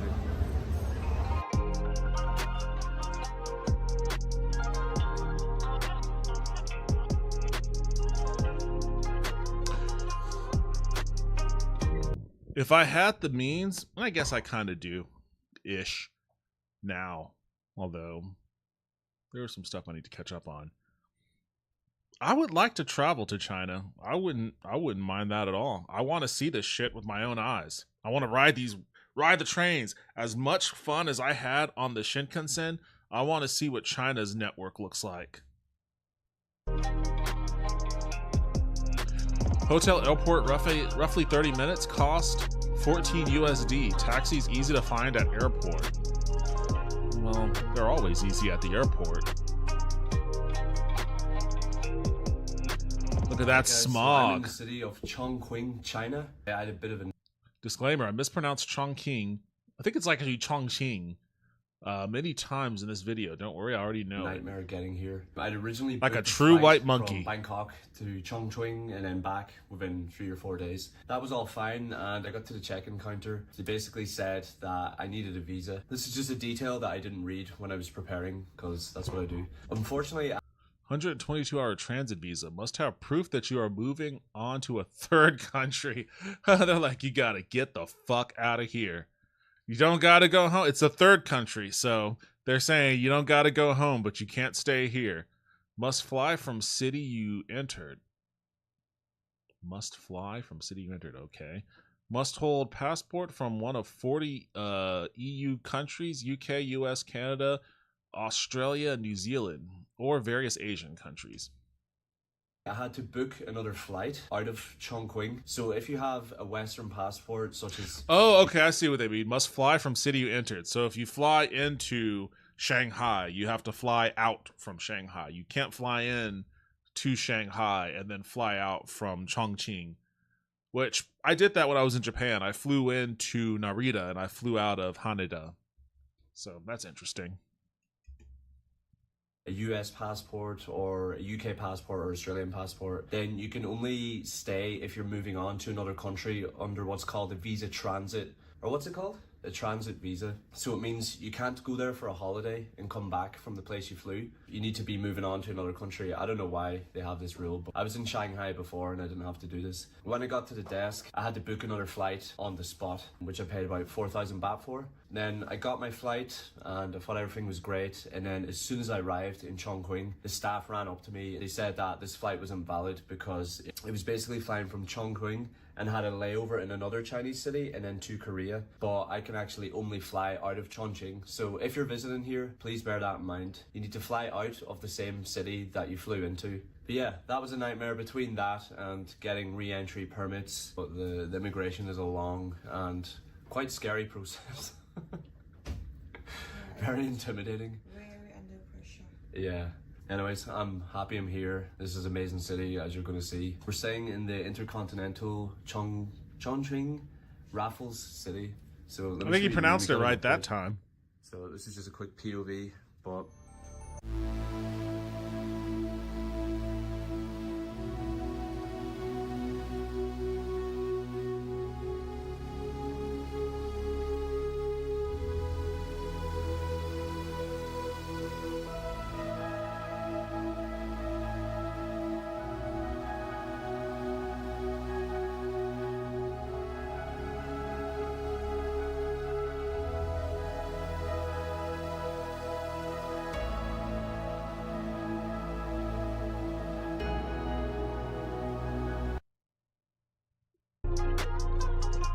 Yo, what happened? Why did it jump back on me? So I'm in the city of This whole skyline just lights up. It's absolutely I'm trying to crazy. pause it. Won't let me pause. See, what you were doing is talking about the very real and very serious lasting damage that permeates in modern society due to white supremacy. What I did was think monkey, monkey, monkey, monkey, and imagine myself climbing a building and screaming at passerbys. I think both are legitimate reactions, honestly. He's Irish. They pronounce a lot of stuff wrong. Never mind, he might be Scottish. Definitely Scottish. I couldn't pin the accent, but I mean, I pronounce a lot of shit wrong all the time too. I don't know how to pronounce that. I would have pronounced this hung ya dong. Hey, I hung ya dong, because I'm just American brained like that.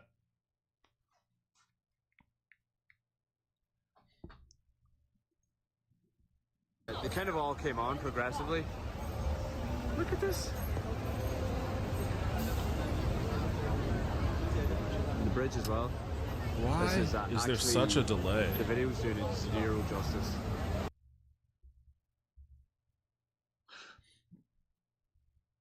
I'm always curious whenever I see videos like this, like China for sure, like there are these cities, especially this one in particular, that looks awesome at night because the buildings are like fully lit up like Christmas decorations and shit.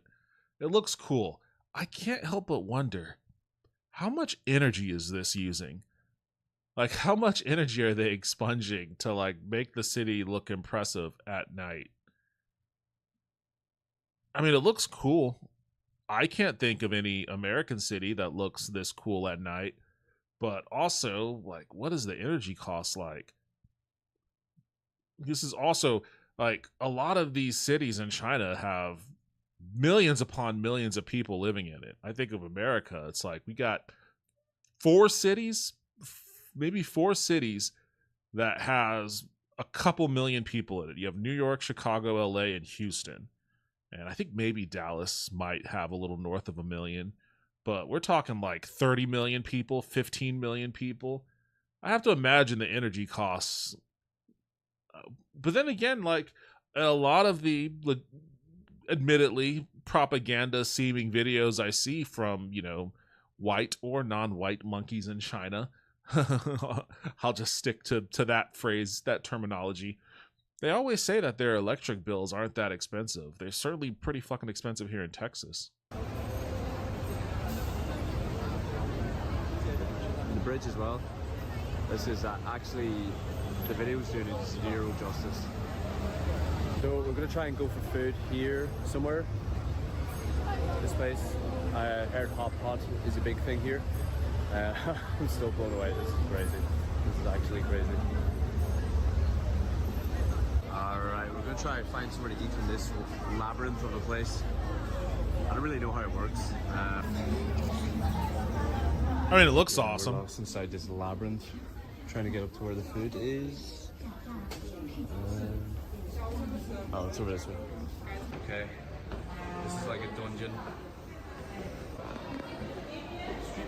Yeah, I hope so. It's like I'm going into the restaurant even and if it's here, Sleeping Dogs. as long as we can eat. Alright, we finally got somewhere for hot pot. I will say, guys, get a SIM card when you come here and get the Google Translate app, because no one knows any English, not even the bare minimum basics, which is fine. I don't expect them to. But communication is particularly hard here. I'm using my Google Translate app and having them record their voice into the phone and then translate to me, but it's helped us so far. Not gonna lie, it looks spicy AF. God damn, that looks good. Wait, what? Why do they have their meat hanging on the placard? I thought Thailand is spicy. Let's check out these questionable sausages. Try this very spicy ass looking soup.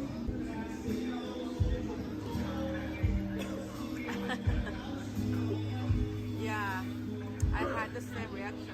I cough a lot. One more time. I wonder what all this is. Like, those look like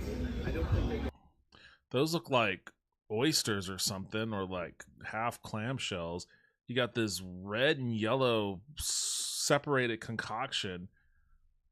Is this beef?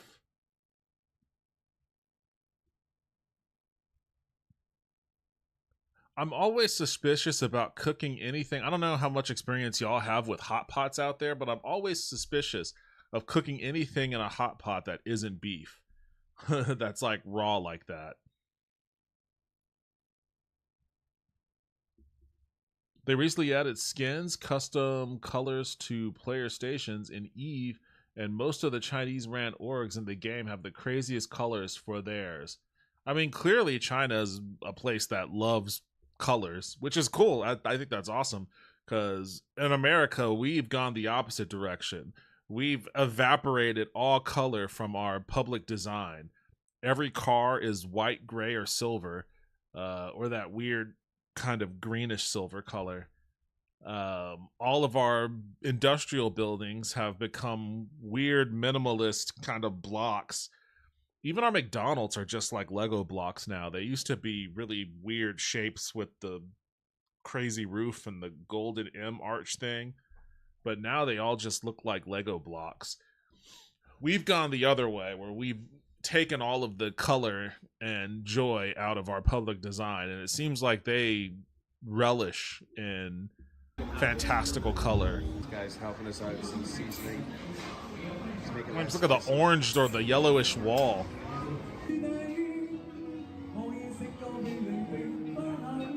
Look at that big baby. So it's the next day, Friday. We just absolutely crashed last night because we only had 1 hour sleep. I can't say for me that it looks all that appetizing. That one didn't look the best in the world to me. 8.5 hours sleep last night, and I know that because of my Whoop band. You guys should get one of these. They are game changers. Yeah, so we're just having coffee in bed before we go out. What'd you get? Cappuccino. I got Americano. Hot cap. Yeah, nice hot cap, but no oatmeal. Strictly catered to basic. Alright, I don't really care about your 22 hotel. Set up Alipay. So you connect your card to the Alipay and then you just scan the code. A lot of places don't take cash. Pretty much nowhere takes card. And we got into a situation last night at the restaurant where we no one takes went for card. hot pot. So we tried it beforehand. We tried like 2 RMB and it went through. But then when it came to eating the meal and actually paying the full amount, to pay more than the 2 RMB, it asked us to send a verification code to our bank. We couldn't use the one-time password because we've got like roaming SIM cards in, and then our SIM cards that can receive the one-time password, they don't pick up signal here. So we were like kind of stuck there for a minute. Set up Alipay before you go, and make sure to put roaming on your own number instead of getting different SIM cards. That way you can use the one-time password and pay for anything Alipay. Once you've got Alipay sorted, you can pretty much pay for everything. But let's look at the view today. It's looking pretty foggy. Bit more clear than yesterday, actually. I'm a city boy, so you know I love this shit. So I'll tell you my general thoughts after one day in Chongqing, however you pronounce it. Not that I've experienced it that much, but people are actually surprisingly nice. Obviously we're in Intercontinental, so everyone's gonna be nice, but even the staff that are serving us in the hot pot restaurant were just so patient. Could be that they didn't take whatever their card from the UK was, maybe. No, I've heard this about China, is that everybody pays using either Alipay or there's another app that people do a lot of their banking through that's not Alipay. I forget what it's called, but this is what, whenever Elon Musk first purchased Twitter and was talking about wanting to make Twitter the everything app, and he was like, I want people to do their banking on Twitter. Like, obviously that just sounds dumb to us, because, you know, we in America keep all of our shit separate.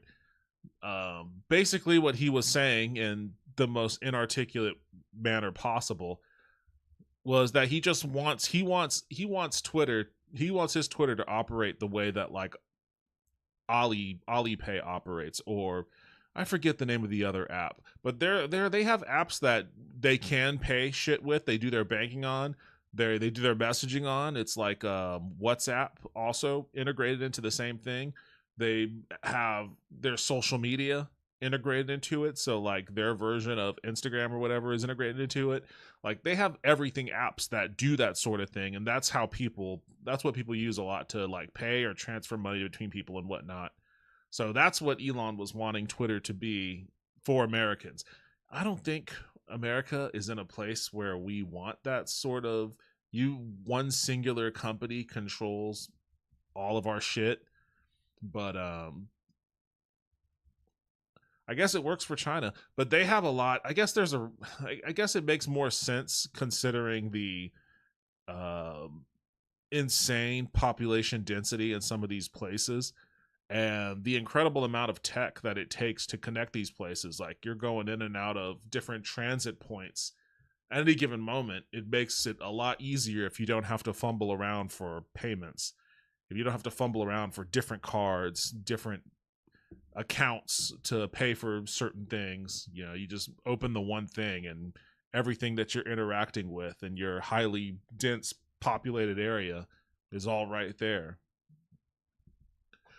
My ex and I, for the longest time, had a turquoise car. We stood out, as you can imagine. I miss colorful cars. I want a colorful car. But I watched a few years ago, because I was dismayed by the fact that colorful cars kind of disappeared. A few years ago, I watched this video about why, or at least it was a hypothesis that states that car colors and the proliferation of car colors is a reflection in America generally of people's feeling about the state of the economy and their place in it. So if things are good and people feel comfortable and, you know, people feel like things are on the up, then they're more likely to buy colorful cars, as opposed to if things are bleak, if they fear a recession or a depression or there's too much instability or whatever, then the car colors become muted, and and people generally don't feel as good about buying a colorful car as they would about buying something that I guess symbolizes stability a bit more, or at the very least, does it seem like it's outwardly peacocking at a time when people are struggling. You know, like tent cities are popping up all over interstates in 2008 because of the housing crisis. certain people probably don't want to go driving around all these tent cities in like a neon yellow car. Yo, what's up, Gilf Connoisseur? Welcome back to the stream. How are you doing tonight? Google got close. They have Google Pay, but it's not as deep in banking. I mean, Apple is the closest, honestly. Apple is the closest one to that because it's because they have the iPhone. And with the iPhone, you could do Apple Pay. You have iMessages, so you could text people, you can call people. They're the closest to having like the fully integrated thing. And obviously, even the third party things that people interact with, like their social media, still has to go through Apple. So, well, for the most part, I guess you can get that on the Play Store too. If you have an Android, you can use Google Play, and I guess you have Google Pay there as well. But Google Pay isn't nearly as widespread in usage as Apple Pay. Like I can go to a bar downtown and pay my tab with Apple Pay. If I tried to pay my tab with Google Pay, then they'd probably tell me to get out. So there is that.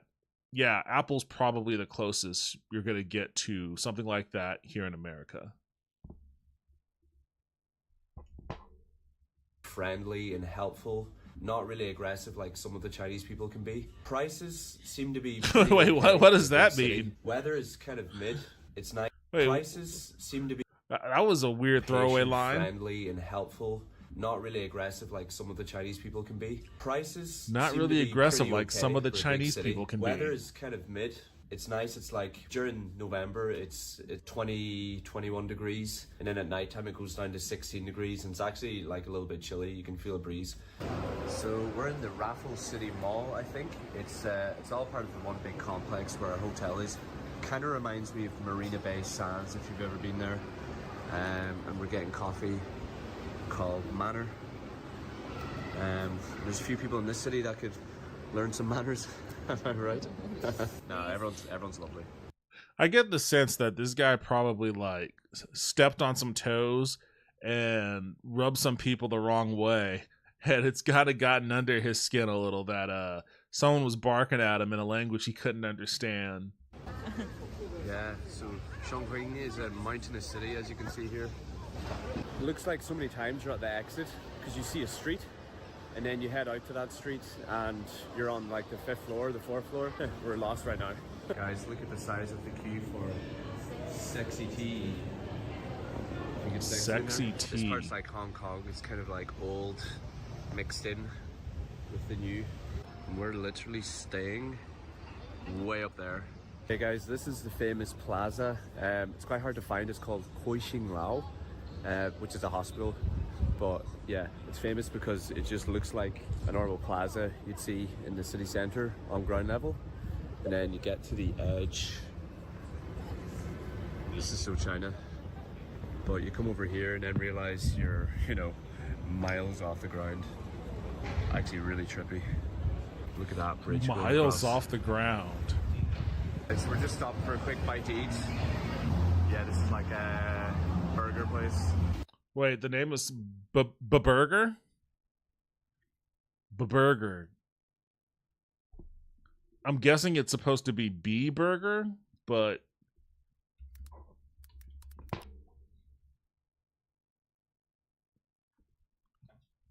Burger. I'm trying to find out Burger. What's Burger?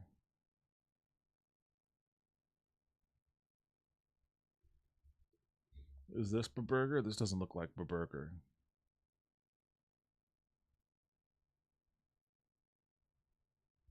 This might be Burger. I guess it's this is from India though.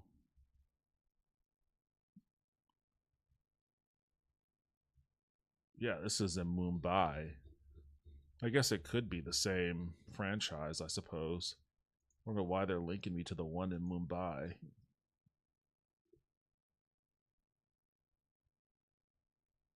There's a burger in Edinburgh?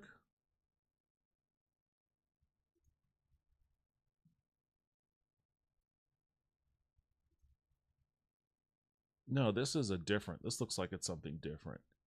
Okay, I don't think I'm going to find out any additional information on the burger. It looks good, though. Here we go. This is called B Burger, I think. It's called the burger.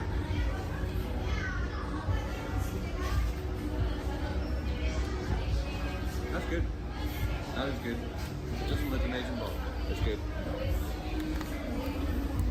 Another long queue for another sexy tea. Yeah, we just experienced teenagers taking pictures of us on the train. Pretty much everyone's staring at us. We're here at Elizabeth Station. This is the monorail that goes through a building. We actually were just on that monorail, just went through the building. So now we're going to go outside and show it from the other side, show the penetration. Everyone's just waiting for this one moment where the train goes through. And it's a big ass attraction just to watch a train go through the building. Woo, go train!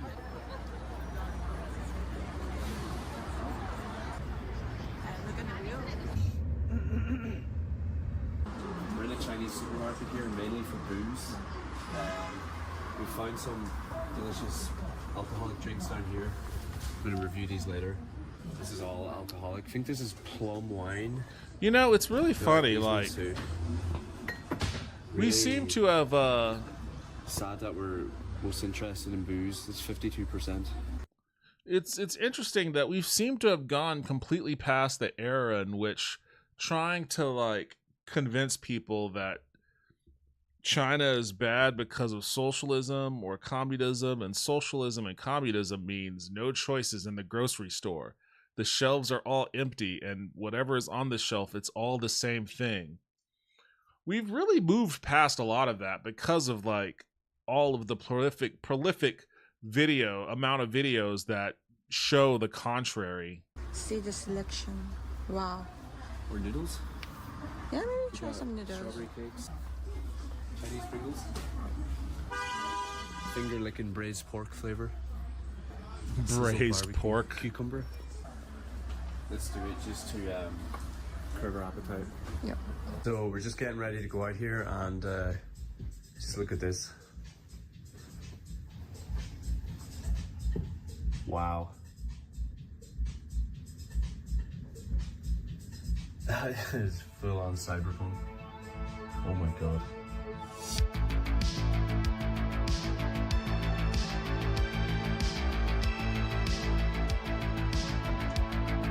I'm not gonna lie, I think this guy is maybe a little bit too much of a dork to have like the cool cyberpunk aesthetic. I mean, he just spent the entire day, like, I mean, what he showed us at least, not really doing much. He went through the train, or went on the train through the building, but that's about it.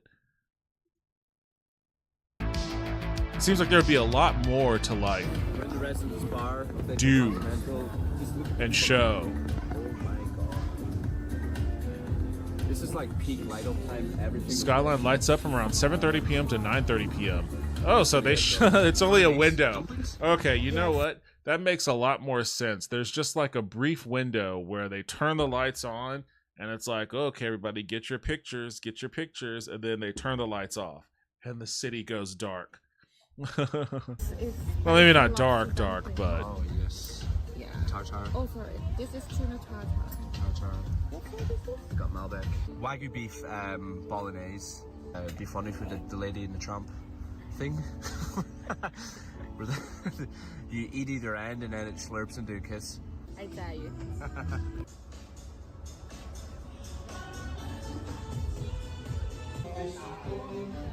Oh shit! This one's cool because it's above the water. This guy did not watch the latest Final Destination. He's going to like the weirdest, ritziest places.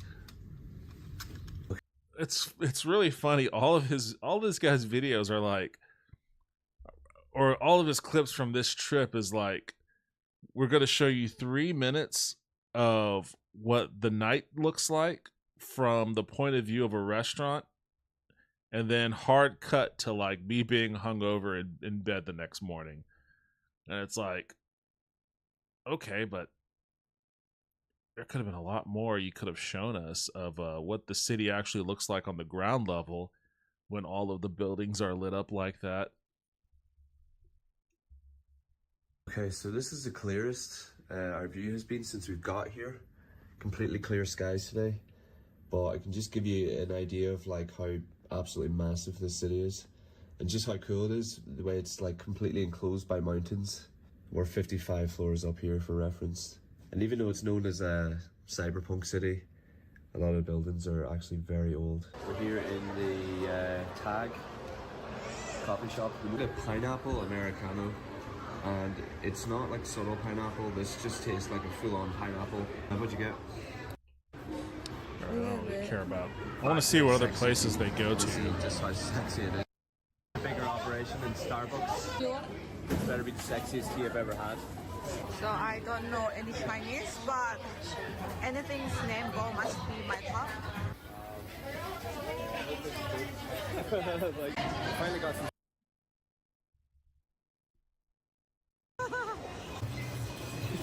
What'd that say? Oh, kids were taking pictures of us. This mall not only has like VR experiences, but like all these different VR products. Oh, it's good. Just like pears and yogurt.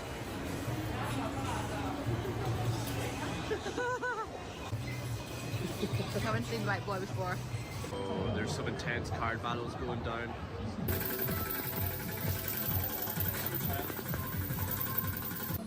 Pink heart is very cute. Guys, I have zero idea what I'm doing. I came into this store. The funny thing is, like, and got 3D. I guess maybe it is a little bit more unique for like white guys or at least non-Chinese people to be roaming around these cities. Like when I was a kid in Japan, I had similar kind of interactions where people would be really curious about me. But Japan is so inundated with Western tourists right now that it's not special at all to see a non-Japanese person walking around. It's as common gets. I think that's a part of why they are seeing that rise in anti-immigration sentiment there. They have that, I forget what it's called. It's like the it may not be called Setsuna, but it's something like that. That political party in Japan that's like a far-right Trumpist style party about kicking immigrants out or something like that. That's gaining popularity there. I have to imagine a lot of that is fed into by the fact that there are just a lot of Western, not even just Western actually, because there are a lot of tourists in Japan from China and Vietnam and other parts of Asia. It's a lot less special there than I guess it is here. I can't imagine like what kind of attention my 6'5" ass would draw walking around in a place like this. These in a trolley? Go!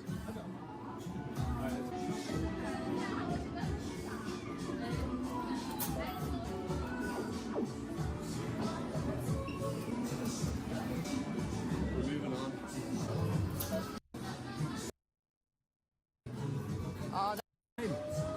I blame the weebs.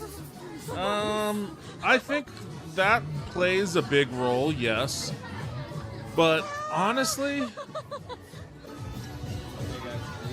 I mean, the tourists came from all over the place, and maybe anime plays a role, but I also got the sense that, well, in Kyoto, there was a bunch of school kids who all came as part of like a school trip. Which, I mean, that's gotta be one of the most awesome fucking school trips imaginable. So where are we now? Beef noodles and rice. I think it's called.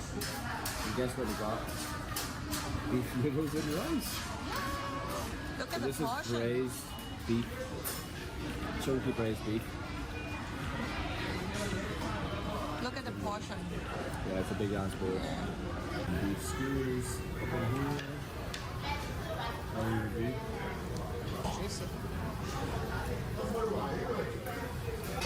Meal in total was about $13.50.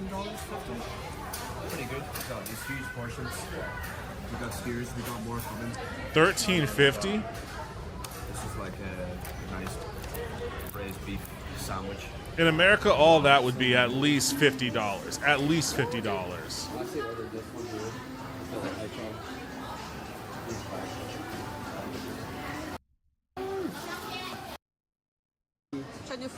I don't really care about their drink orders. Although $3.50 for Oh my god, that's a fruity dream. That's so good. It just tastes like a big smoothie. So we're here on the walkway down by the river. Don't know what it's called, but yeah, it's super packed. As you can see, Huanghuan. Huanghuan Check it out. is what I'm guessing that's pronounced. Huanghuan. Guys, top tip: if you're coming to Chongqing, you can come down to the boardwalk here to take pictures. But the main entrance, it's absolutely jammed for the people. You have to push your way to the front to get a video. But if you keep walking under this bridge here, so past this bridge, it just gets really, really quiet. And actually, scenery here. I like the more traditional looking buildings right here that are all lit up. I think that's really fucking cool. I would definitely like to walk around there and see what's up with that. I like that more than like the other stuff. Here for photos, it's elevated. There's like a set of steps. It's not too busy. You've got like this elevated view of the city skyline. This is definitely the best spot. Alright, back in the room. Got some Chinese wine. I don't know if they're really known for producing wine. It's called the Great Wall. Actually, let's do a live taste test. F off. The Zhao Shizi. Change to the pink line. Trying to find the metro. Look at these rail lines. And then by God, I mean, the city as big and complex as this is, you're gonna have rail lines.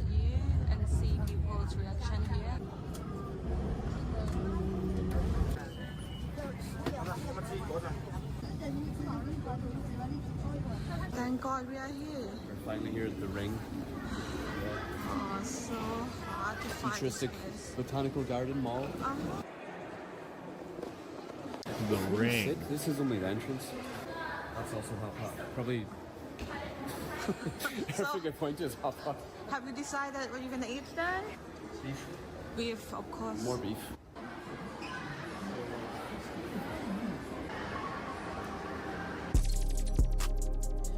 I mean, this just looks like a mall in America. Maybe a little bit, maybe a fancy mall, but just a mall.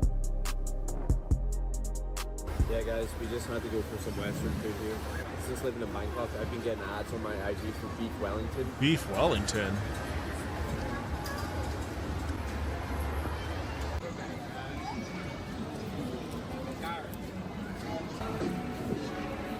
Oh, now, okay, this is perfect. This is perfect.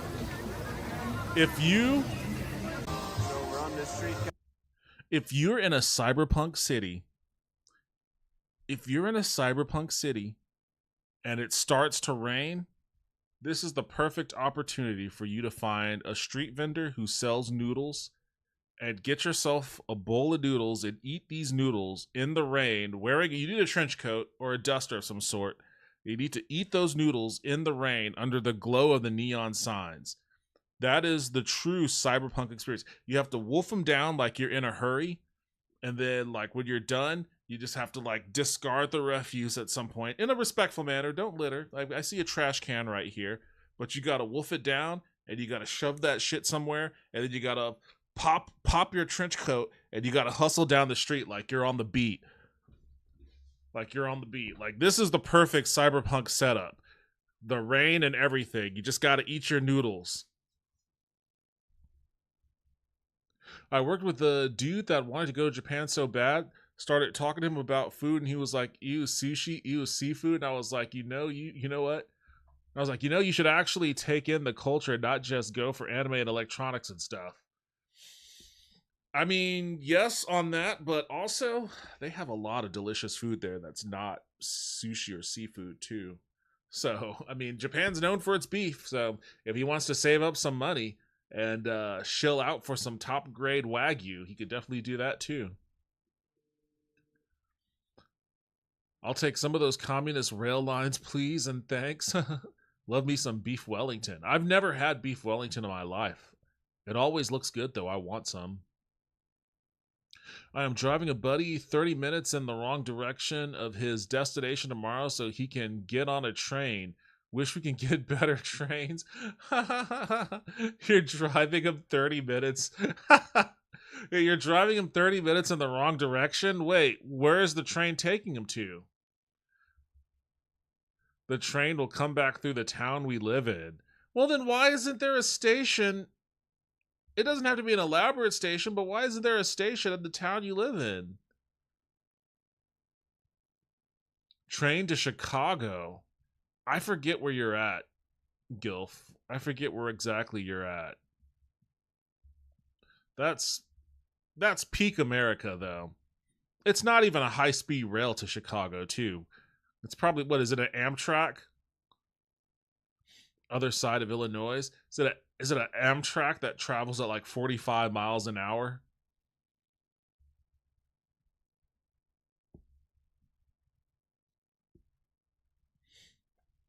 Yes, of course. Despicable. And you would think that, like, Chicago, New York, those are two places for sure that would benefit from having, like, a high-speed rail entry into that city. Amtrak opened a train line from St. Paul, Minnesota to Chicago that was immediately super popular. And it started turning a profit within a couple of days of it opening.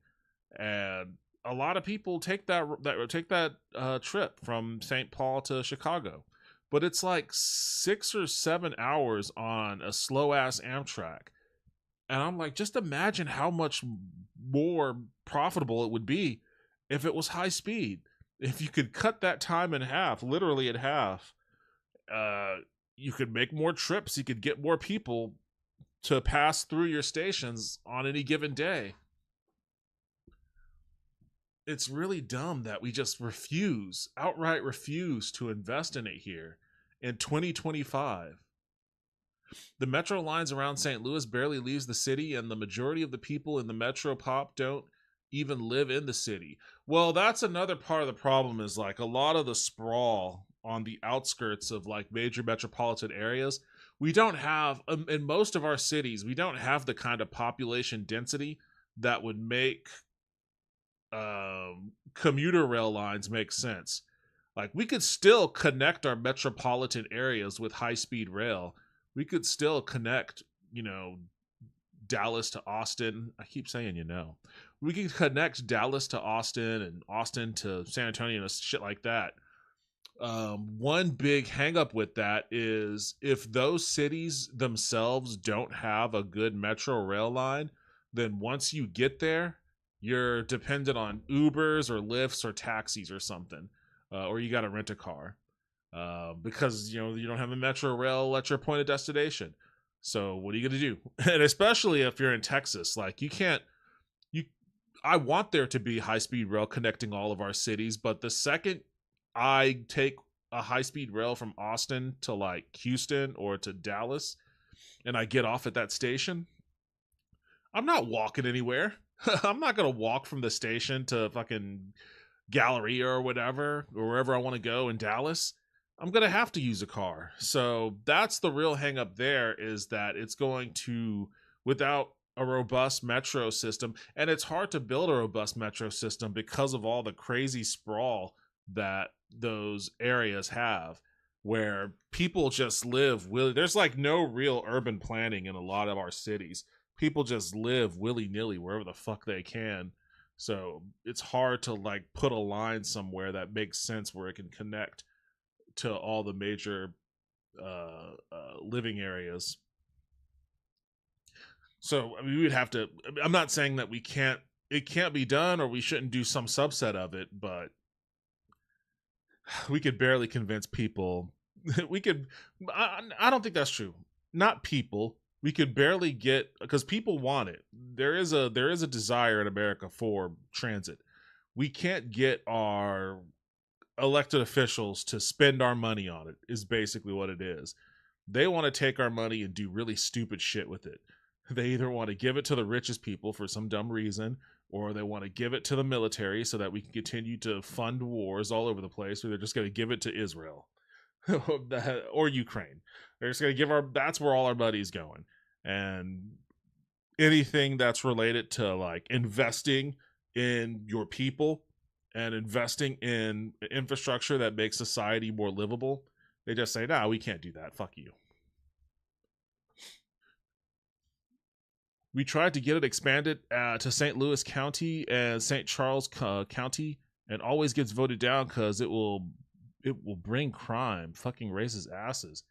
Yeah, that's also a thing too. It'll bring crime. What a dumb thing to say. What a stupid thing to say. It'll bring crime. Like the quickest, if that was the case, that would be the easiest way to stop crime, because you know where it's gonna be. It's gonna be right in the, like someone's gonna take a train and then like rob a liquor store or something and then like get on the train. Is that what they're thinking? They're gonna be on the train? That train's their getaway car? It's a pretty shitty getaway car. But yeah, you're right. It is just racism. Bring the crime means it's gonna help black people. God knows this country has an allergy towards that. Guys, I have no idea what I just stumbled across. Should I go inside? Oh, that looks cool.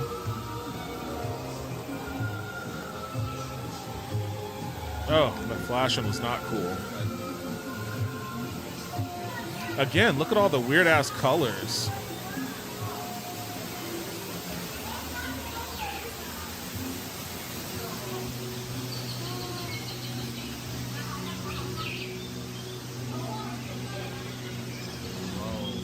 Magic cave where you make wishes, I think. You're right by the wish here. I don't know. But we're all over the place. Gonna try some street food here. Cartilages cup. Cup full of good old cartilages. Cartilages. Tasty though, it's really. Oh, come on, it's raining, man. You gotta get noodles. Get noodles. I mean, I guess this is, at least he's getting street food in the rain. The umbrella's kind of killing it. Literally cartilage. The umbrella's kind of killing it.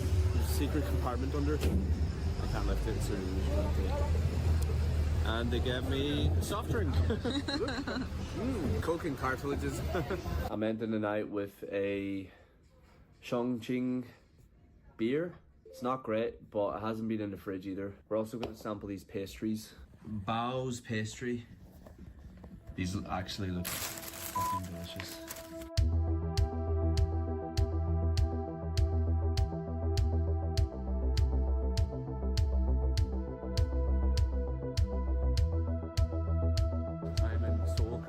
There's a lot of last minute changes to the plan. I was meant to go back to Bangkok, but actually misread the visa. As I explained earlier, it's a transit visa, means you have to move on to a third country. My girlfriend had a return ticket for Bangkok as well, but she wanted to come last minute to Korea. We didn't get her visa approved in time, and the Koreans are quite strict on ties right now, so they wouldn't issue it. Wait, what? I'm here by myself. Strict on ties? Back to Bangkok, wait, so what? I'm just here for 1 or 2 days. I don't really know if I'll do much, but it is Christmas in Korea.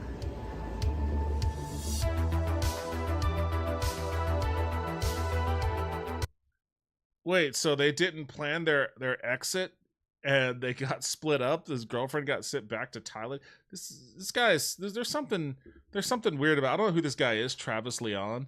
There's something a little weird about his vibe, to me at least. Actually, Chongqing is also famous for its foggy weather and has a nickname called, I don't know how that pronounced that, which is City of Fog.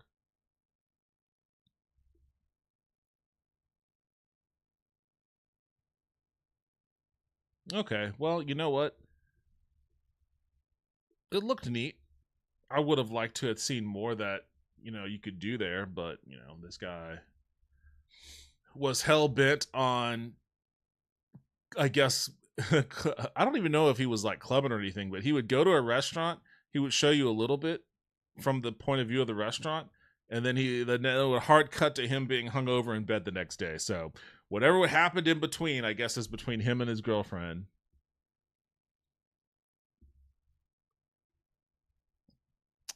Oh, one day I will go. Yeah, Speed went to Chongqing himself. I remember watching this because this was like he did this. He went to China in the middle of my unemployment depression.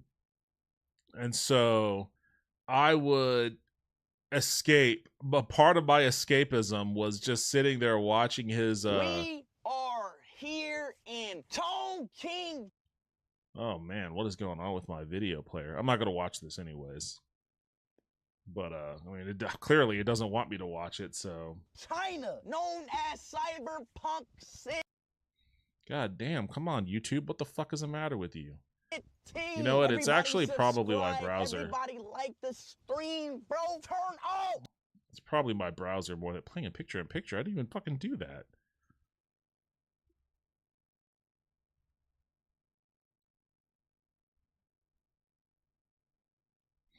Let's see what his chapters are. Trying spicy ice cream, visiting building bridges, train goes through buildings, mask dance, exploring Chongqing, sky bus ride.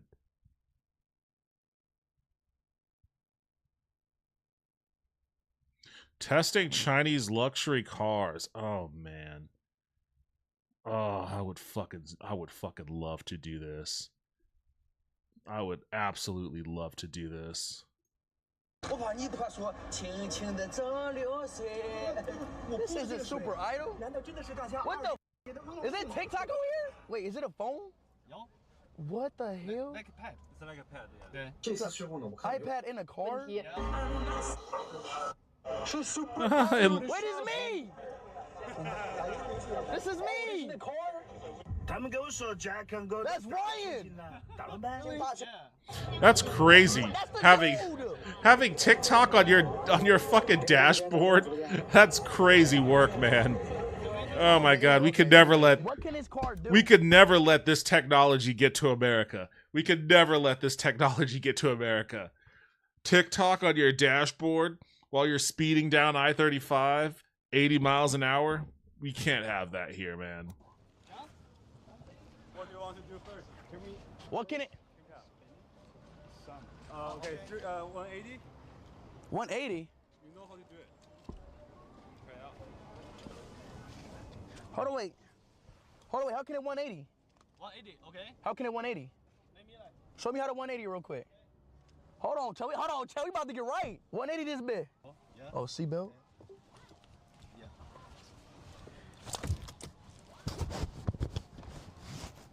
Oh, that? Oh. Oh! Alright. You know what?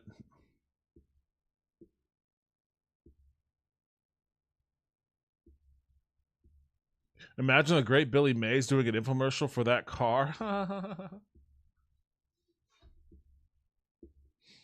YouTube is yelling at me. So I think that's actually, it's way later than I thought it would be. It's probably a good time for me to wrap it anyways. Probably a pretty good time for me to wrap it anyways.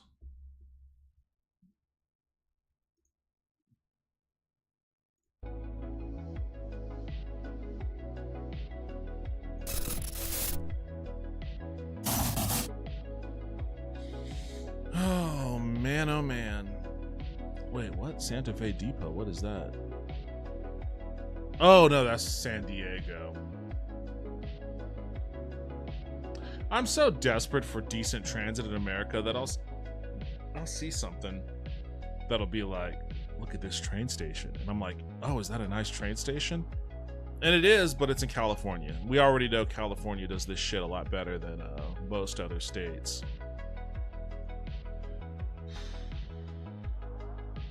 I mean, the Northeast has good transit. It's just old and not well maintained for the most part.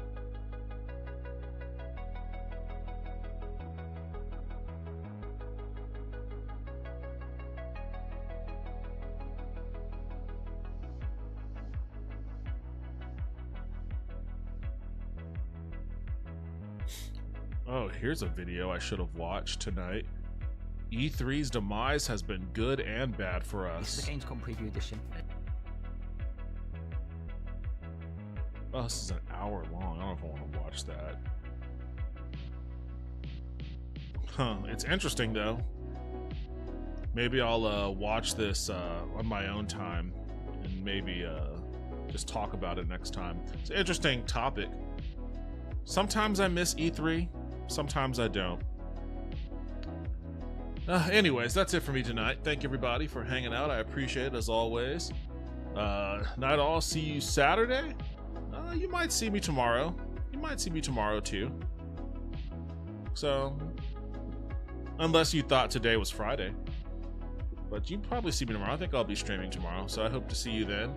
Unless you have something else to do tomorrow. If you have something to do tomorrow, then I'll see you Saturday. But I think I will be back here tomorrow, so I hope to see you then. If not, I'll see you when I see you.